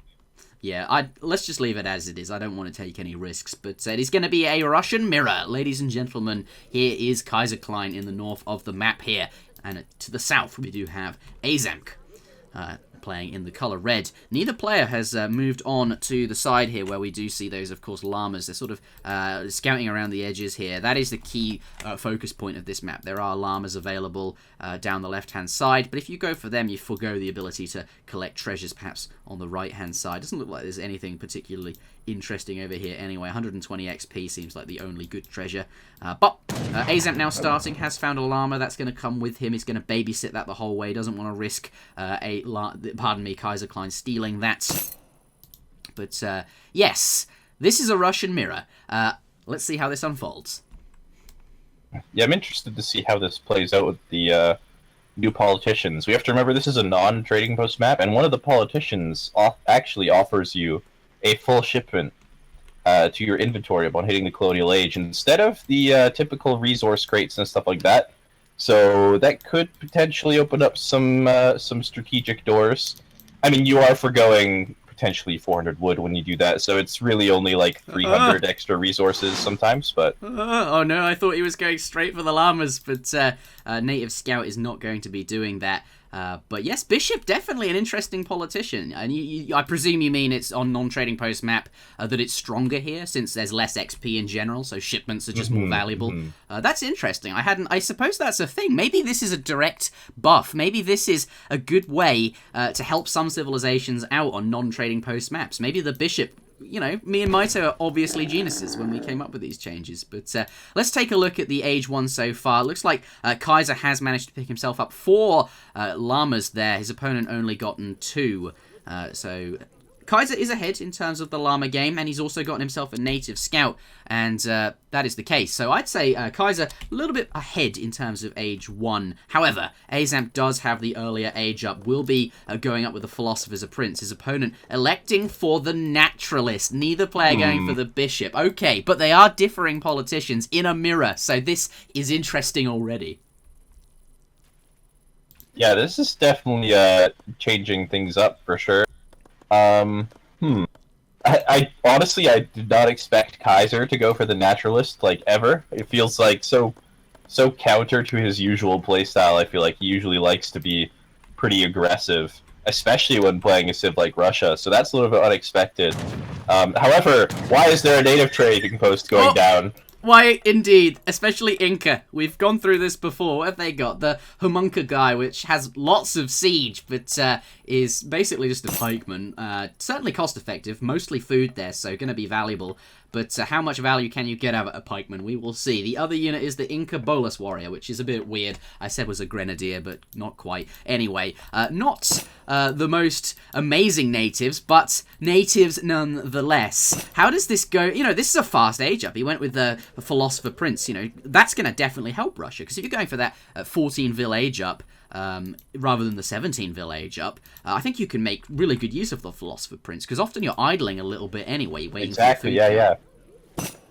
Yeah, Russia often does struggle with idle time in many games, and the Philosopher Prince opens up an option to avoid that idle time, get an extra 10 seconds off your age up and stuff like that. It's definitely very good for the... Is that a livestock pen? That's yes, a livestock pen. Oh, I suppose this actually makes a lot of sense with the llamas in addition to the cows. Oh, baby. This is cool. However, with the Homunca in the base onto the blockhouse... I did say they were good at sieging. Yeah, that is painful. Maybe you should have prioritized that blockhouse a little bit more than the livestock pen. Yeah. So this is going to be a little bit difficult to hold now. Doesn't have any wood for any military buildings. 5 Cossacks on the way. More natives out as well. Minutemen going to be called just to force them back. 700 wood in for Kaiser, and use that to get a blockhouse up. But yeah, that's awkward for him.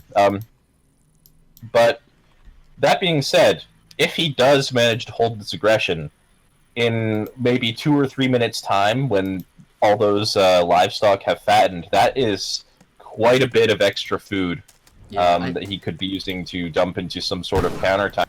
It'll take about 4 minutes based on some calculations I did.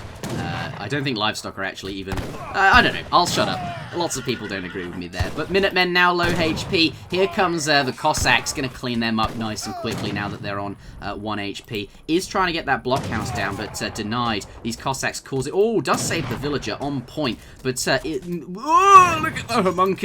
homunculuses. They are just absolutely tearing down these buildings, and that blockhouse village is only just now returning to work. This could be really tough. Kaiser is popped. These things have absolutely insane siege. Doesn't even have that blockhouse up, and I think he might just tab out. Oh, that is absolutely brutal.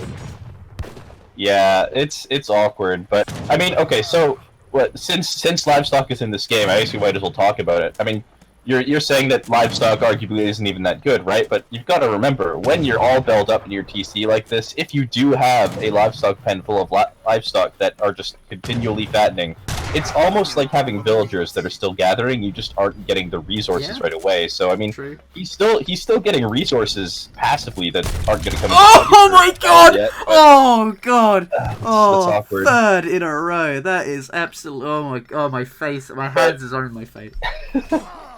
Yeah, it's awkward. Okay, he's just gonna resign. Yeah, that's unfortunate. Fair enough. But, I mean,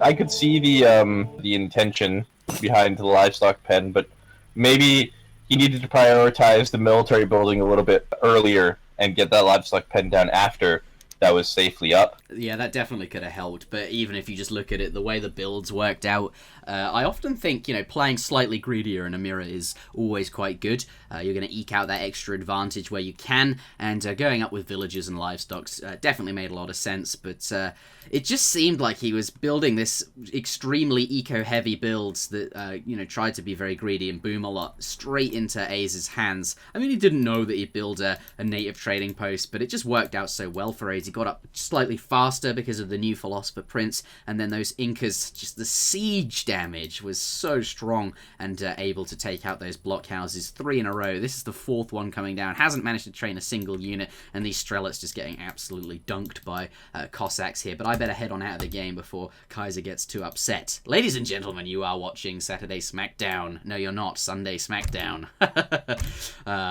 Absolutely. Let's get into game number 5. Quick game number 4. Decisive victory for A's, bringing the score back up to 2-2. So a fairly even series. All right, before we continue, what does he mean buggy? Did he mean laggy? He definitely spelled buggy, though. His villagers didn't want to construct the blockhouse. Did you see it? Especially the blockhouse on the right, they would just stand there on the foundation and not do anything. Oh, I see. Okay, so he was just upset about that. I don't think it would have gone up anyway, but it was still unfortunate. It definitely didn't help. It's certainly something that frustrated him. Either way, though, those homuncus just did so much work in that early game. Those blockhouses just not going up. Ugh. Especially the first one. I think that was the key, right?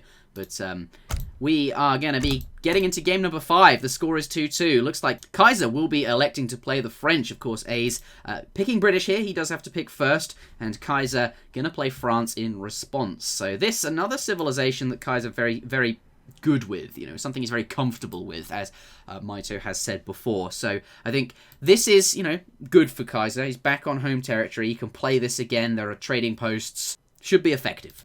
Ladies and gentlemen, getting into game number 5 in this series, that is 2-2. Absolutely. We will be playing on Sioux, Florida. Hey, this is an absolutely huge map. Has it spawned correctly? Yeah, this is, I believe this is correct. Yeah. I think it's just... Actually... I think it is. It's winter, that's why. We're not used to seeing it like this. It's all snowy and winter wonderlandy. Maybe, yeah. It's got to just be not being used, for sure.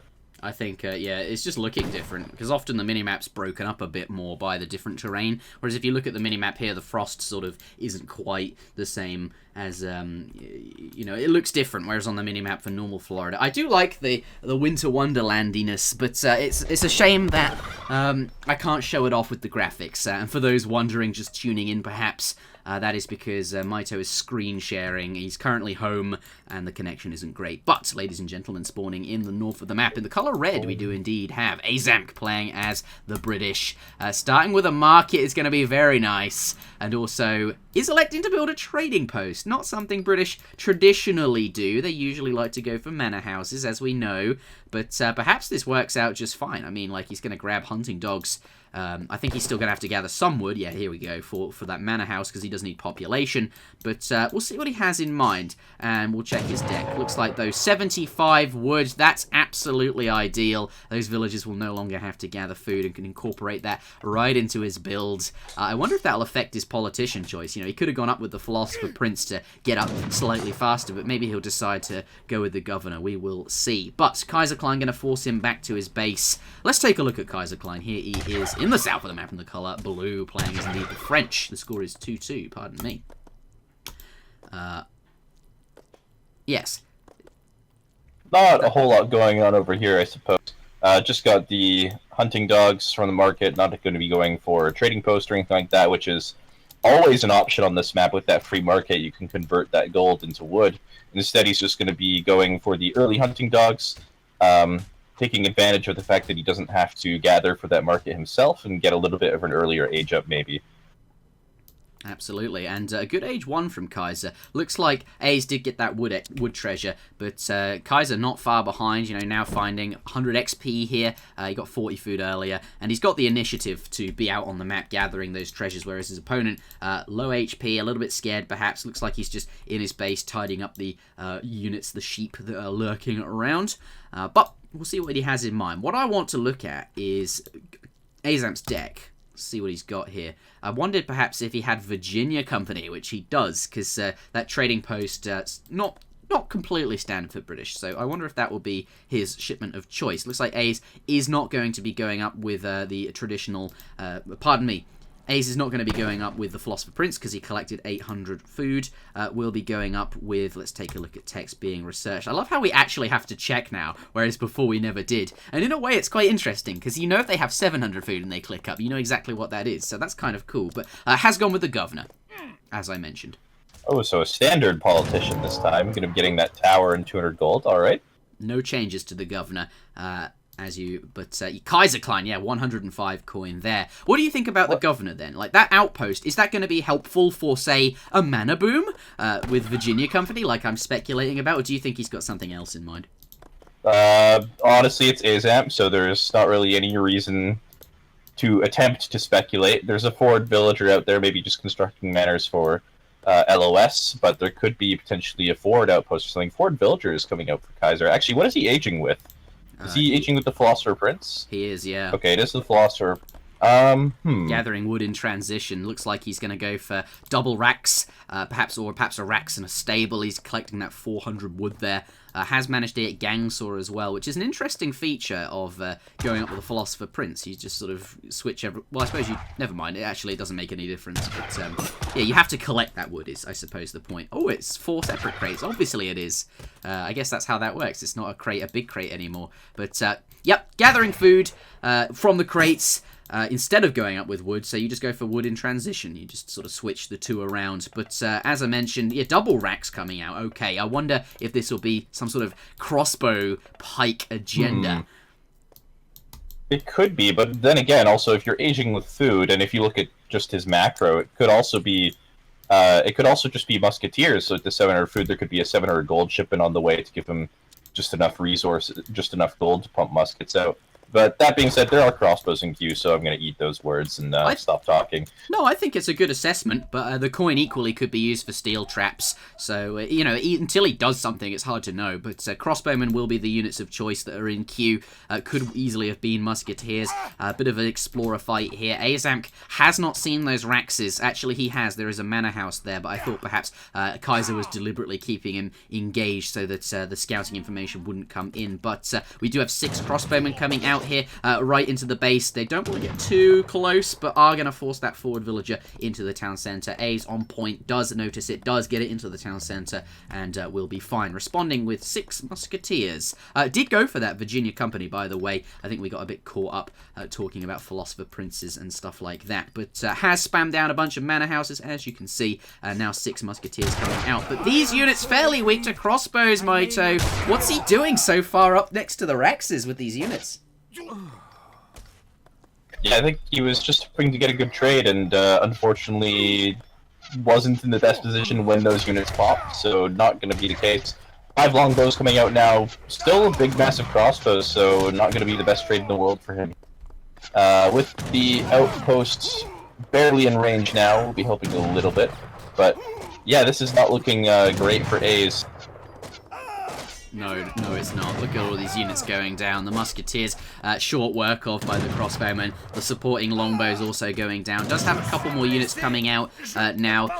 It did look, he lost a lot of units, but it's not super bad, of course. These 10 villagers now coming back to work. So the town center and this outpost were firing away on those crossbowmen.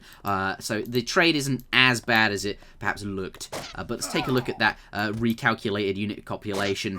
British is ahead. The military units, though, France clearly in the lead.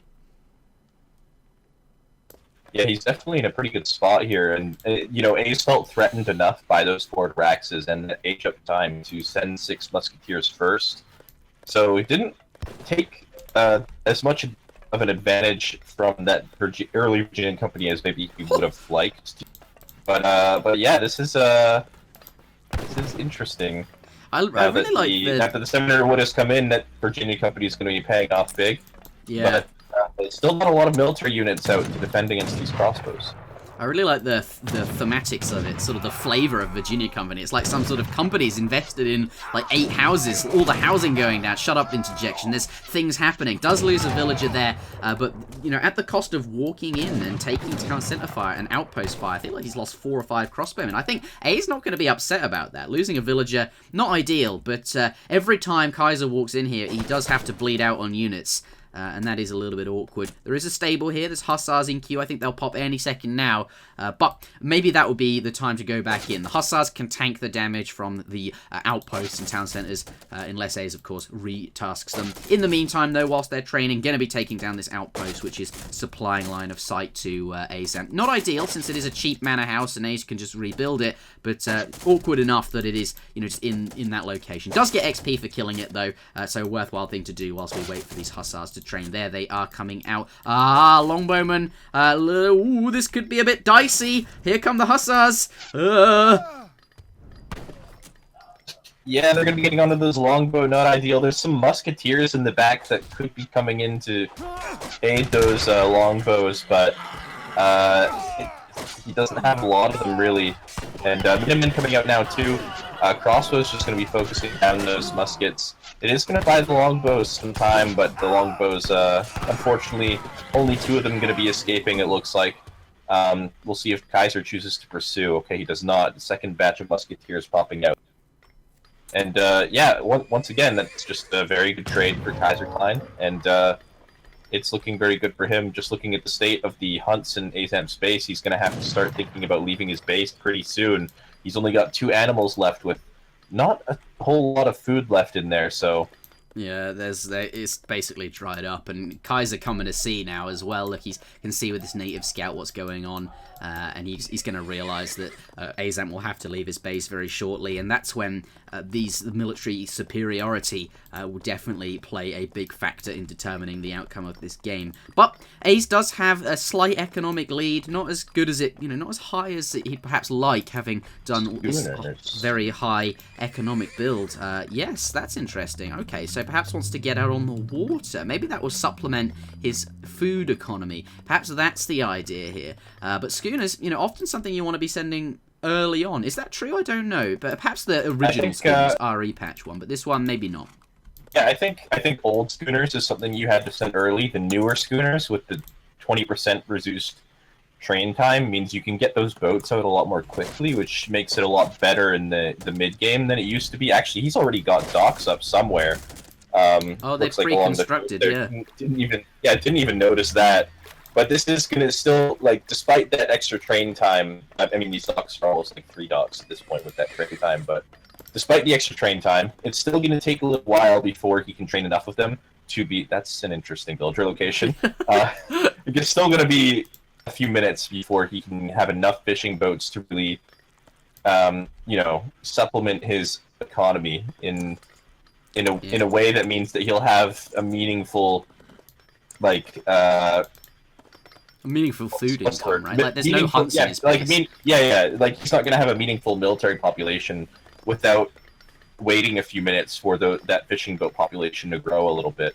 However, the 700 food will help that. Yes, that's what I was going to say. 700 food, that's exactly what he needs. Not a super value shipment, but when there's no food available and you don't really want to be leaving your base and you need to get your fishing economy going, definitely makes sense. But A's just going to... Oh, look at 59 villages now compared to his opponent. That jumped up quite quickly. I suppose all these boats are definitely helping. But yeah, he's fine. He's just sitting in his base and providing their gathering. A's is doing exactly what he wants. This is what A's wants. He doesn't want to be fighting. He just wants to be sitting here gathering, playing the Sim City.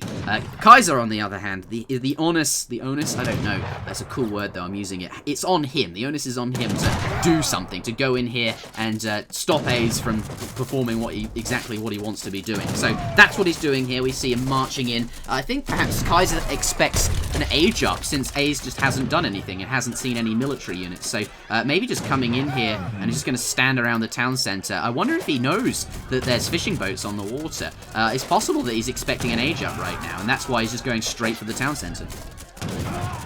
Yeah, it could be. I mean, the lack of military units is definitely going to be a big red flag for him right here. Hussar's now going in, trying to just buy time for that town center. Looks like Kaiser not going to back off. Was a little bit hesitant there. 5 pikemen coming out, getting into the Hussars, going down relatively quickly. No colonial militia or anything out for Aizamk, so he's kind of really committed to trying to save this town center. The colonial militia is in now. I didn't see if he had the resources for it. Villagers coming out, okay, with the Minutemen, so he might actually hold with this colonial militia. Yeah, I think you know, he's still got 10 villages in there as well, making the most of the upgraded town center. He has sent that shipment, and he's cool. I think he was waiting for that shipment to come in so he could call the Minutemen, or both sets of Minutemen, although that's not what he did. What am I talking about? However, yeah, there are a lot of blue units here, and he's paying through the nose for it. However, if he can neutralize enough of this army and force Kaiser to leave his base, he's still... Oh, what's going on in the... Oh, these are just villages, yeah.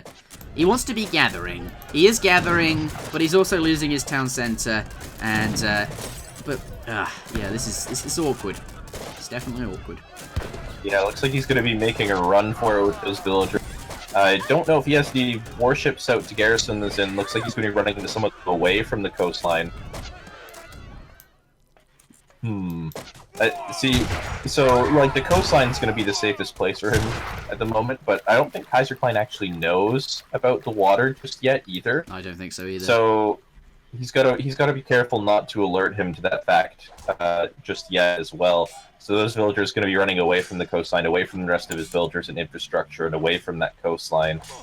They will go down, but they'll buy some time for sure. Yeah. 3 Hussar shipment coming out for Kaiser, going to be helping him clean up a lot of these exposed villagers now.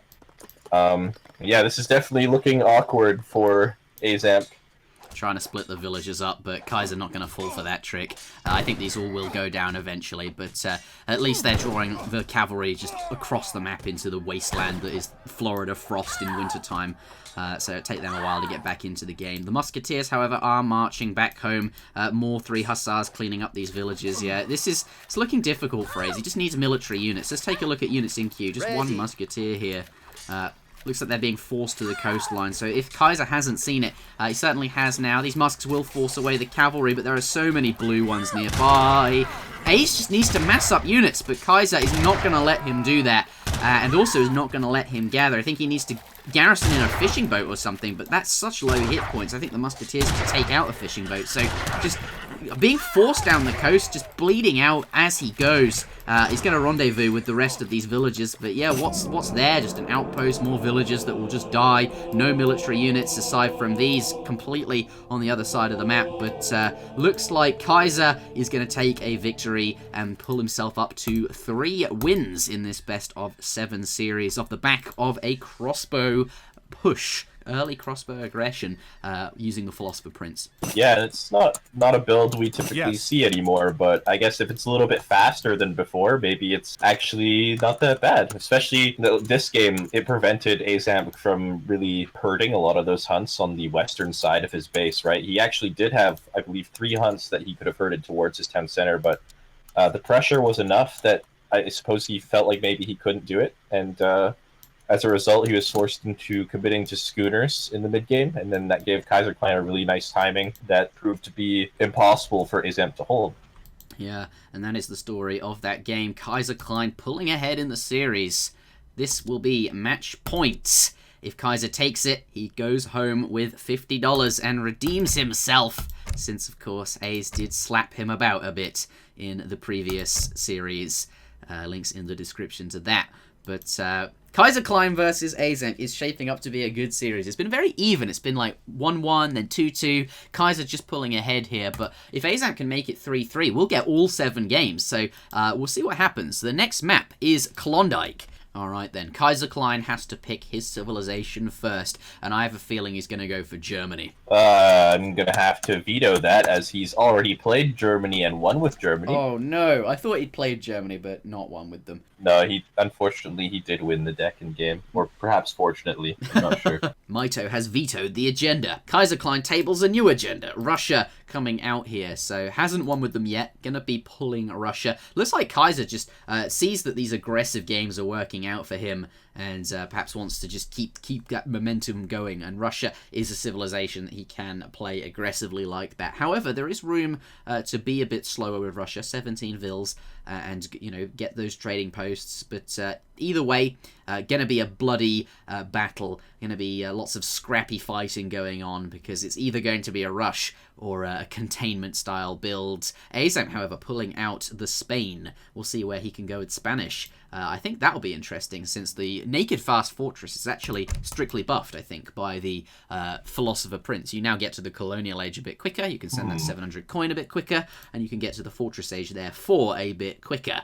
And I wonder if 10-15 seconds will be... However, you do give up the outpost when you do that, so despite it being faster, you're also giving up a little bit of safety while you're aging up to the Fortress Age, yeah, but it might right. be worth it. We'll see. We'll see. Yeah, you wouldn't usually use the Philosopher Prince to get up to the next stage. And given that Kaiser has just been very aggressive, it might be in the back of Aizamk's mind to not go up, without an outpost. He probably will want that outpost. We shall see. But 200 wood on the floor. That's going to be nice for Spain. Absolutely. We'll see if he goes for a trading post. Could alternatively... Oh, yes, I think he will. He's going to crack shot 40 wood right in his base there. And then maybe he'll head straight down to the south here and build that trading post. Trouble is, it is quite far, and Klondike makes you walk for it. He's going to be giving up the treasure collecting if he does elect to do that. But he will have a lot of XP incoming, and Spain really, really like that. So, good for him. Kaiser, however, on the south of the map, in the colour... Oh, this is a snowy map. Sorry, I was thinking of a different map, and I didn't even need to, because the new ESOC patch actually shows you a screenshot of the map. I was thinking of... Who cares what I was thinking about? This is still a snowy map, though, and it has trading posts. Anyway, everything's fine so far. Russia, going to be going for an early market off the back of that wood. Does have 30 coin in base. Village going to be going for that nice, easy hunting dogs will be available. I'm sorry, but... Ace is actually doing something pretty clever. He's actually going for this early trading post, and it looks like... Oh, wait, never mind. I'm gonna shut up. Tell me anyway. I was gonna say he's not gathering for a house, which means he must be going for the Philosopher Prince to compensate for the fact that he's gonna have to 12-10. But he was already building the house, so never mind. Ah, I see. I'm completely wrong. I will allow you to continue your introduction. That would be good, though. He has done things like with ports, where he just 12-10s And the fact that you can get up faster does make that sort of style a bit stronger, since you're not going to be idling for as long. So definitely something to watch out for. These politicians are here to stay, and I'm sure that will be something that crosses Aze's mind. But Russia, he's not gone for a trading post, but he does have hunting dogs, whereas his opponent doesn't, and has had the opportunity to walk around the map gathering up all these small treasures. As you can see, he's got 50 coin, 40 coin, 30 coin, 40 coin, and now 40 XP as well. All of these coin treasures, and he's going to have quite a... Was that him that got all these coins? Yeah, where is it then? It's not in his bank. Has he spent it all already? Did he buy food? Is that what he did with it? Or wood, perhaps? I didn't see, unfortunately, but it's definitely possible that he bought something. I think that's exactly what he did. He's got, well, yes. And basically, he traded... Aizamk went for a trading post, and the trade-off here is that Kaiser gets more more of these little treasures on the map. But distributivism now coming in, and his opponent has sent 3 villagers as well. That is what's going on here. I wonder what strategy A's will go for then. Let's take a look at his deck and see what he might have in mind. It's a fairly colonial age focused deck, though it does have Spanish gold in there, but it's not stacked full of fortress age cards or even industrial age cards as you might expect from A's. So this is sort of something a bit earlier, perhaps on mind. You know, he is playing against Russia. Let's take a look at Russia's deck. This fairly standard. I think no deviations at all. What's your assessment? Yeah, it looks pretty standard, so nothing too unusual going to be going on here. That being said, it just occurred to me that, you know, normally a market start is not something you'd want to do as Russia, because you don't want to potentially slow down your age up or anything like that. I'm not sure exactly which age up politician Kaiserklein went for, but it's actually a lot easier for Russia to go for a market with the Philosopher Prince available. Looks like he's not going to be doing that, going to be aging with the Quartermaster, so going pretty standard this time around. Is A's going with the Governor? Alright, so this is going to be a pretty standard game. I'm not going to be seeing any of the new crazy politicians coming in, but that is alright. That's fine. That's what we expect. We expect most of the games to be as usual. The tried and we don't want these new politicians to replace the old ones. The old ones are still quite strong. They're still definitely very solid options, and you don't want to have to choose a new one for sure. So it's just opening up new options in certain situations, and as long as all of them are good in different situations, then it's totally fine. Yeah, and it does open up the chance for new builds to be explored. Is that... Mind you, this is fairly early days for these politicians, so as we're talking about... Go on. What's that red unit up there on that gold mine? Huh. It's a villager. What is it doing? It's a villager. It's being Aizamk. It is being Aizamk. I wonder what he'll do with it. Let's see where that tower goes, because it usually would just go up in base, but I have a feeling it's going to run across the map and go down somewhere near this stable that's going down. Yeah, okay, proxy stable, and I think he's going to use the forward outpost as a means to ship units towards it, and it's just going to play very, very aggressive, naked, fast fortress. However, it looks like it's going to be scouted by this blockhouse, not going to be going up where I said, but is definitely very far forward and will provide a good location to send units to that is going to cut the walking distance from the town centre by a reasonable amount there. Not going to go across the entire map, but still certainly relevant. And that's got to be a big red flag for Kaiser. He's going to be walling that in, it looks. But he's also scouted Russia's base, or Spain's base, and he saw that there's 3 houses there with that explorer, so he knows that, you know, this is not a normal Spanish build, and he's gathering wood as well, so he's got to be up to something. Looks like he is going to finally go for that wall. 5 Cossacks are out now. Going to be walking towards the Spanish base to apply some pressure, but there should be Hussars popping out from Aizamk any moment now to apply some counter pressure as well. Whether or not he'll get 5 remains to be seen. Looks like he has the resources to do so, but not the population. Is going to be 4. Looks like they're going to come home instead of putting on the pressure. And that's fair enough. He's electing to defend. It might be... I wonder if the fact that... Oh, pikemen being called. Oh, baby!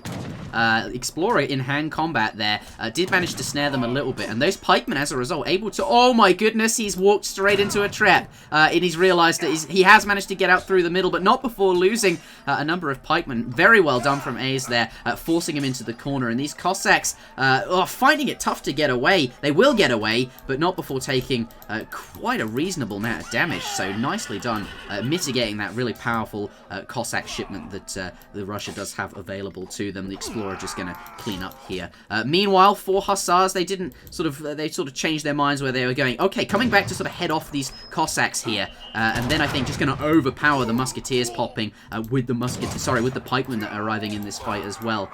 Trying to stay away from hand combat. Nicely done there. Just going to be taking damage from these pikemen. I'm sure Kaiser will notice any second now and go back to normal. The Hussars now going to come back in, going to play this little dancing game. Now that they're in hand combat, will run away. But I think ultimately, although Musketeer is very good against both these units, Spain is just going to overpower here and just going to make use of the fact that he's got superior numbers. However, he's got supporting fire from this blockhouse. Pardon me, his outpost. So could do okay here. It's just going to try and take this location. Look how valuable it is. There's 700 wood. A 700 wood shipment, and it looks like he killed the forward villagers as well with those early 4 Hussars, so this is a very, very late 700 wood shipment that Kaiser's going to begin collecting now, and there's no additional units out just yet. This could be really, really bad for him if this blockhouse goes down and he doesn't manage to collect all of that wood before it goes down. 5 Musketeers going to pop out. I don't know how much HP is left in that blockhouse, but it's getting very close to going down. There it is, 13 Strelets, including the Musketeers. This is what he needs. Oh, it goes down! But not before he gets that shipment out and is able to protect these Musketeers. Aizamk was adding in War Dogs.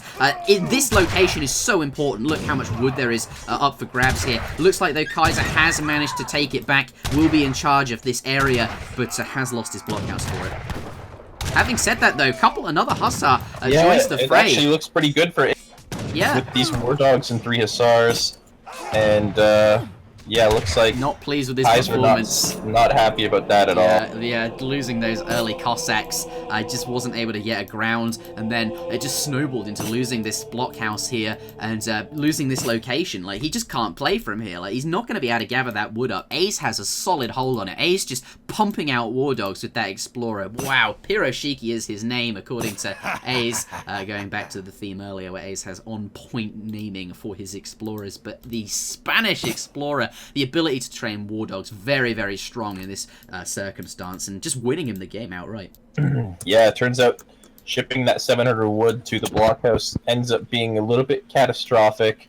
Ace commits to it, gets ahead, and that's the end of the game. So well played by Ace, recognizing that mistake and killing those forward villagers early, which helped deny that as well, and then committing to killing the blockhouse. What a Christmas gift, Mayo.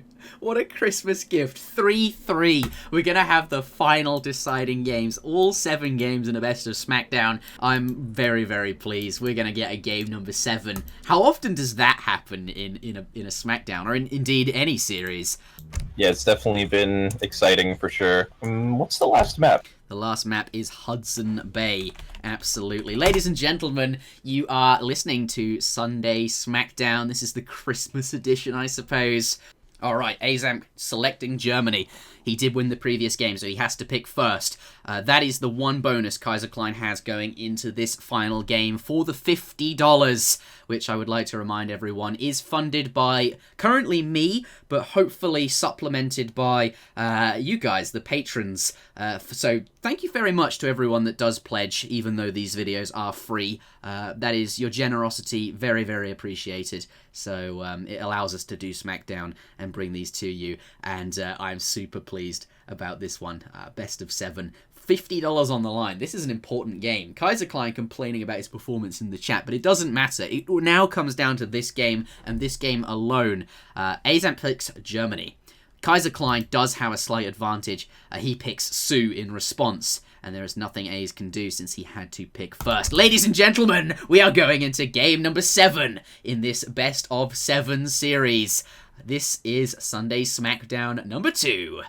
Kaiserklein versus Aizamk on the Hudson Bay, which is definitely a Smackdown map, similar to Saguenay. I wonder why I picked Hudson Bay. I don't know why. I didn't really expect it to get this far, I suppose. 7 games is a lot of games, but we're playing it, and I like this map.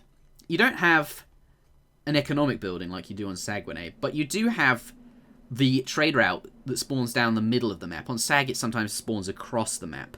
And you sort of have that Great Plains style trade route where it's one in your base and it sort of goes across. Here, though, we're going to be fighting over the middle, and I wonder how that plays out since, of course, Germany are going to be really wanting that trading post. But Sioux definitely have, or at least the traditional Sioux, a very potent map presence, which could make that a little bit different. Of course, Sioux is different now, since we do have TPs, not trading posts, the TP tent. They were on the RE patch, but of course they supply a few stats. They upgrade the gather rates of villagers nearby by a little bit, and of course military units as well. So I'm interested to see how this turns out. I didn't really expect Kaiser to go with the Sioux, but he is off to a flying start. This guy literally charges around the map, and he's going to be picking up treasures left, right, and center. He sees his opponent's explorer here and has converted an outlaw rifleman as well. 40 ranged attack. A's, you can say goodbye to your explorer here. I wonder how often, maybe you just stay at home and hide. When you're up against the Sioux, you just, not really venture out too far on the map. Just sort of get the treasures that are sort of around your base and not scout too far away. If he loses this, he's got no other scouting unit. It's Germany, after all. And this could be a big blow. $50 on the line here. Yeah, you often do want to go for a more unorthodox scouting pattern when you're playing against Sioux, just because that explorer is so fast. It's always going to be fighting you for treasures in the middle of the map, especially if he gets a really good guardian like this outlaw rifleman. However, that being said, with this outlaw rifleman, did you see the little micro being played? They're sorry, but Kaiser, every time he sees that explorer go to do a crack shot, he pulls that scout away, always that outlaw away, keeping it on the periphery and as far away just to make sure it doesn't get crack shotted. And Aizamk accepting that he's going to lose his explorer, so suicides himself to the wolves to give the XP to Mother Nature and not his opponent. But yeah, I just wanted to quickly point that out. I thought it was really beautiful from Kaiserklein. Yeah, it was definitely some very nice micro. He's also scouted this Cherokee rifleman treasure, which is an absolutely insane treasure for native civilizations. You can grab another outlaw rifleman. It's up by the top trading post there. Grab another outlaw rifleman and the native Cherokee. Oh, yeah, we found it. You'll find it. There you go. Yep. So that's a fantastic treasure for him. He's going to be going for a different one for the moment, just for the resource value, but I imagine he'll pick that up at some point for sure. But, all that being said, yeah, Germany's going to get denied a trading post.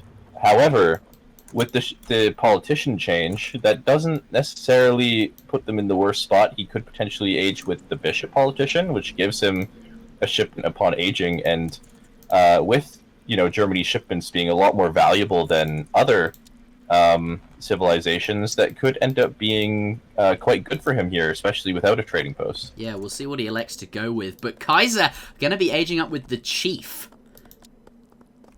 I'm trying to remember what the chief does. I believe that's just the 400 wood. So standard 400 wood politician here.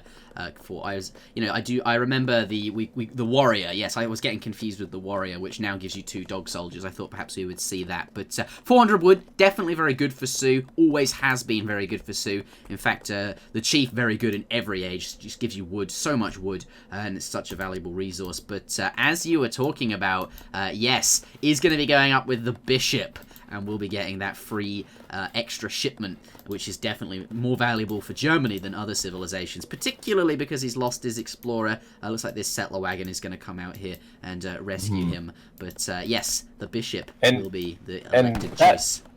Yeah, that being said, though, the bishop does sound like a really good politician. It's still going to take a little while for that politician to pay off. He is going to have basically a shipment ready when he hits up to the colonial age already, so even though it is going to be worth a lot of villager seconds, it is going to delay his build as he waits for those shipments. He's going to have to send that first shipment, which he'll want to send anyway, before he can make use of that free shipment. So it's not going to be super good at the start of Age 2. It could slow him down a little bit, but once it does arrive, it will be quite nice for him. Yeah. I'm like it's going to age up here, and there'll just be nothing here, and it will just look terrible. Like, but look at this shipment number. It's going to jump up from 2 straight up to 2 shipments. But you know, it's going to be a while before he can send that, as Maito explained.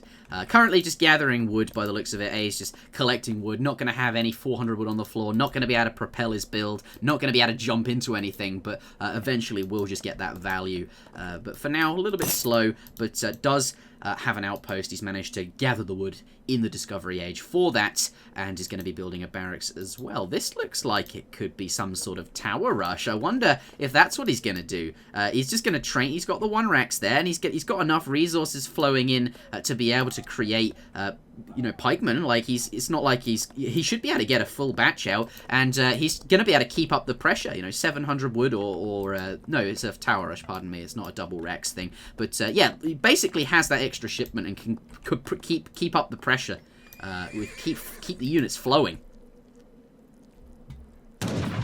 Yeah, we'll have to see if he does manage to get 5. It looks like, okay, 4, but that's still pretty good for a first batch at 5.5 minutes when you didn't get any starting resources. That's looking really good for him. And he sent the 3 settler wagon shipment first, so this is pretty much an ideal start for him. Those pikemen are just going to go down to that trading post and apply some pressure there, not going to risk taking any damage from these guardians or bow riders right away. Ulan did not live very long at all against those guardians, but... Oh, disgusting. He's doing such a good job, you know, protecting that outlaw, which he now has, when he could have lost it if he'd not been, you know, making sure that it wasn't crack-shotted. And he's been, like, pulling them across the map with the pull trick somehow. Like, it's so hard to pull. It's not actually the pull trick, sorry, but it's just the War Chief aura just gives them the animation because they move more quickly.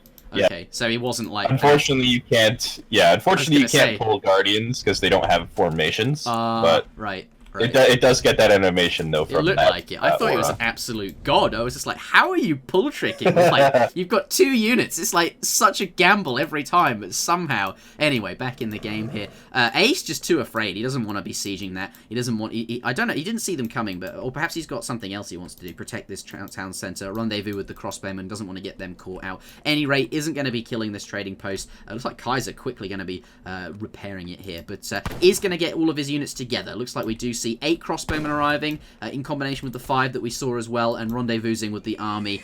So getting a little bit of damage on that trading post whilst he can, but now coming back just in time for the this is the timing, isn't it? This is what his build was all about. That extra shipment is now spent up and it's now on the board, and this is where Germany is going to be very strong because of the build and because of the politician he elected to go with, taking out a quick villager. Second one does go down there. Polar Bear does have 400 or 250 hit points and is tanking. Does go down. Yeah, look at how key these Guardians are to defending this. Those Outlaw Riflemen actually have more range than the crossbows, and they managed to take out, I believe, 2 crossbows just by themselves, so these are some really, really strong Treasure Guardians. They're also pretty much the only unit he has that can really defend this at the moment safely. That being said, though, he will have more units relatively soon, I imagine. Doesn't have them in queue at the moment, but I imagine there's probably a 6-can shipment or something like that on the way. Yeah. And his units are quite a bit stronger standing next to these teepees as well. However, he does have just enough crossbows to one-shot those bow riders, so not a super big deal at the moment. Those Outlaw Riflemen still alive for the moment, but going to be going down shortly with that Explorer in the back. I wonder if he went and tried to get it in the back there to make use of his crack shot and just make sure he can actually use it to kill a unit here. It's now sort of like that industrial age ability that lets you kill units, simply because he's got so many of these outlaws, but really pushing in strong here. Looks like that military building goes down, and Kaiserklein on the ropes. Yeah, he's committing really hard to this age up. Like, he's still short the resources to age by about 40 food or so, but he really wants to go for this age up, and I'm not sure if it's going to work out. Yeah, I wonder if he can get it. Okay, he's got it in queue. He's going to be going up by the looks of it with the fast-aging politician, but he's not going to have anything upon hitting up, and he's just lost all his military buildings. And look, more Doppelsodners and high siege units in the area, and it's going to tear through these things. The war hut going to go down, and he'll be in the fortress age, but he won't be able to train any units, and I think that could spell the end of the game for Kaiserklein. I'm really, really pleased to see the bishop here. It just seems like that timing was brilliant. mind you, Kaiser has a good point. He sort of didn't exactly respond to it adequately, perhaps. The age up was maybe not the right thing to go with. But Aizamk does take the victory, and he is doing very well out of my pocket. I think Aiz will now become a more... I think he's got a reason to stay competitive. He can keep coming back every week for the Smackdown money. Yeah, definitely proving lucrative for him for sure. But yeah, just Kaiserklein not respecting the tower rush and, you know, only trading the 6 pro riders and then trying to go for the age up. As he said, doesn't make a lot of sense, unfortunately, but still very well played by Aizamk. The bishop looked pretty good for Germany as well. He managed to get a good amount of units out, despite not having like age up crates or anything like that. So I am excited to see how that plays out in future Smackdowns for sure. Yeah, it seems like a really cool politician, though there's a lot of room to punish it there. But because it does take a while to get it. But GG out indeed. Congratulations, Aizamk. Ladies and gentlemen, thank you very much for watching Sunday Smackdown. I'll charge the Patreon in about 15 minutes as of this video premiering finish. So if you did want to sign up, please do so. It really does help out. And if we can reach that $50 per Smackdown mark, the longevity of this show will definitely be secured. But yes, have a Merry Christmas and a Happy New Year. The next Smackdown will not be until the New Year, because I have no idea how we even managed to get this one to happen. And I certainly don't want these terrible graphics and Maito's audio. No offense, Maito, but... I imagine it's awful, so... Yeah, it's fine. That it just goes to show that microphone with the pop filter and the boom arm that you bought, I need to get one of them. I think your audio quality is better than mine. But thank you very much for watching. This has been Sunday Smackdown. My name is Interjection, casting alongside Maito. We will see you all in 2019.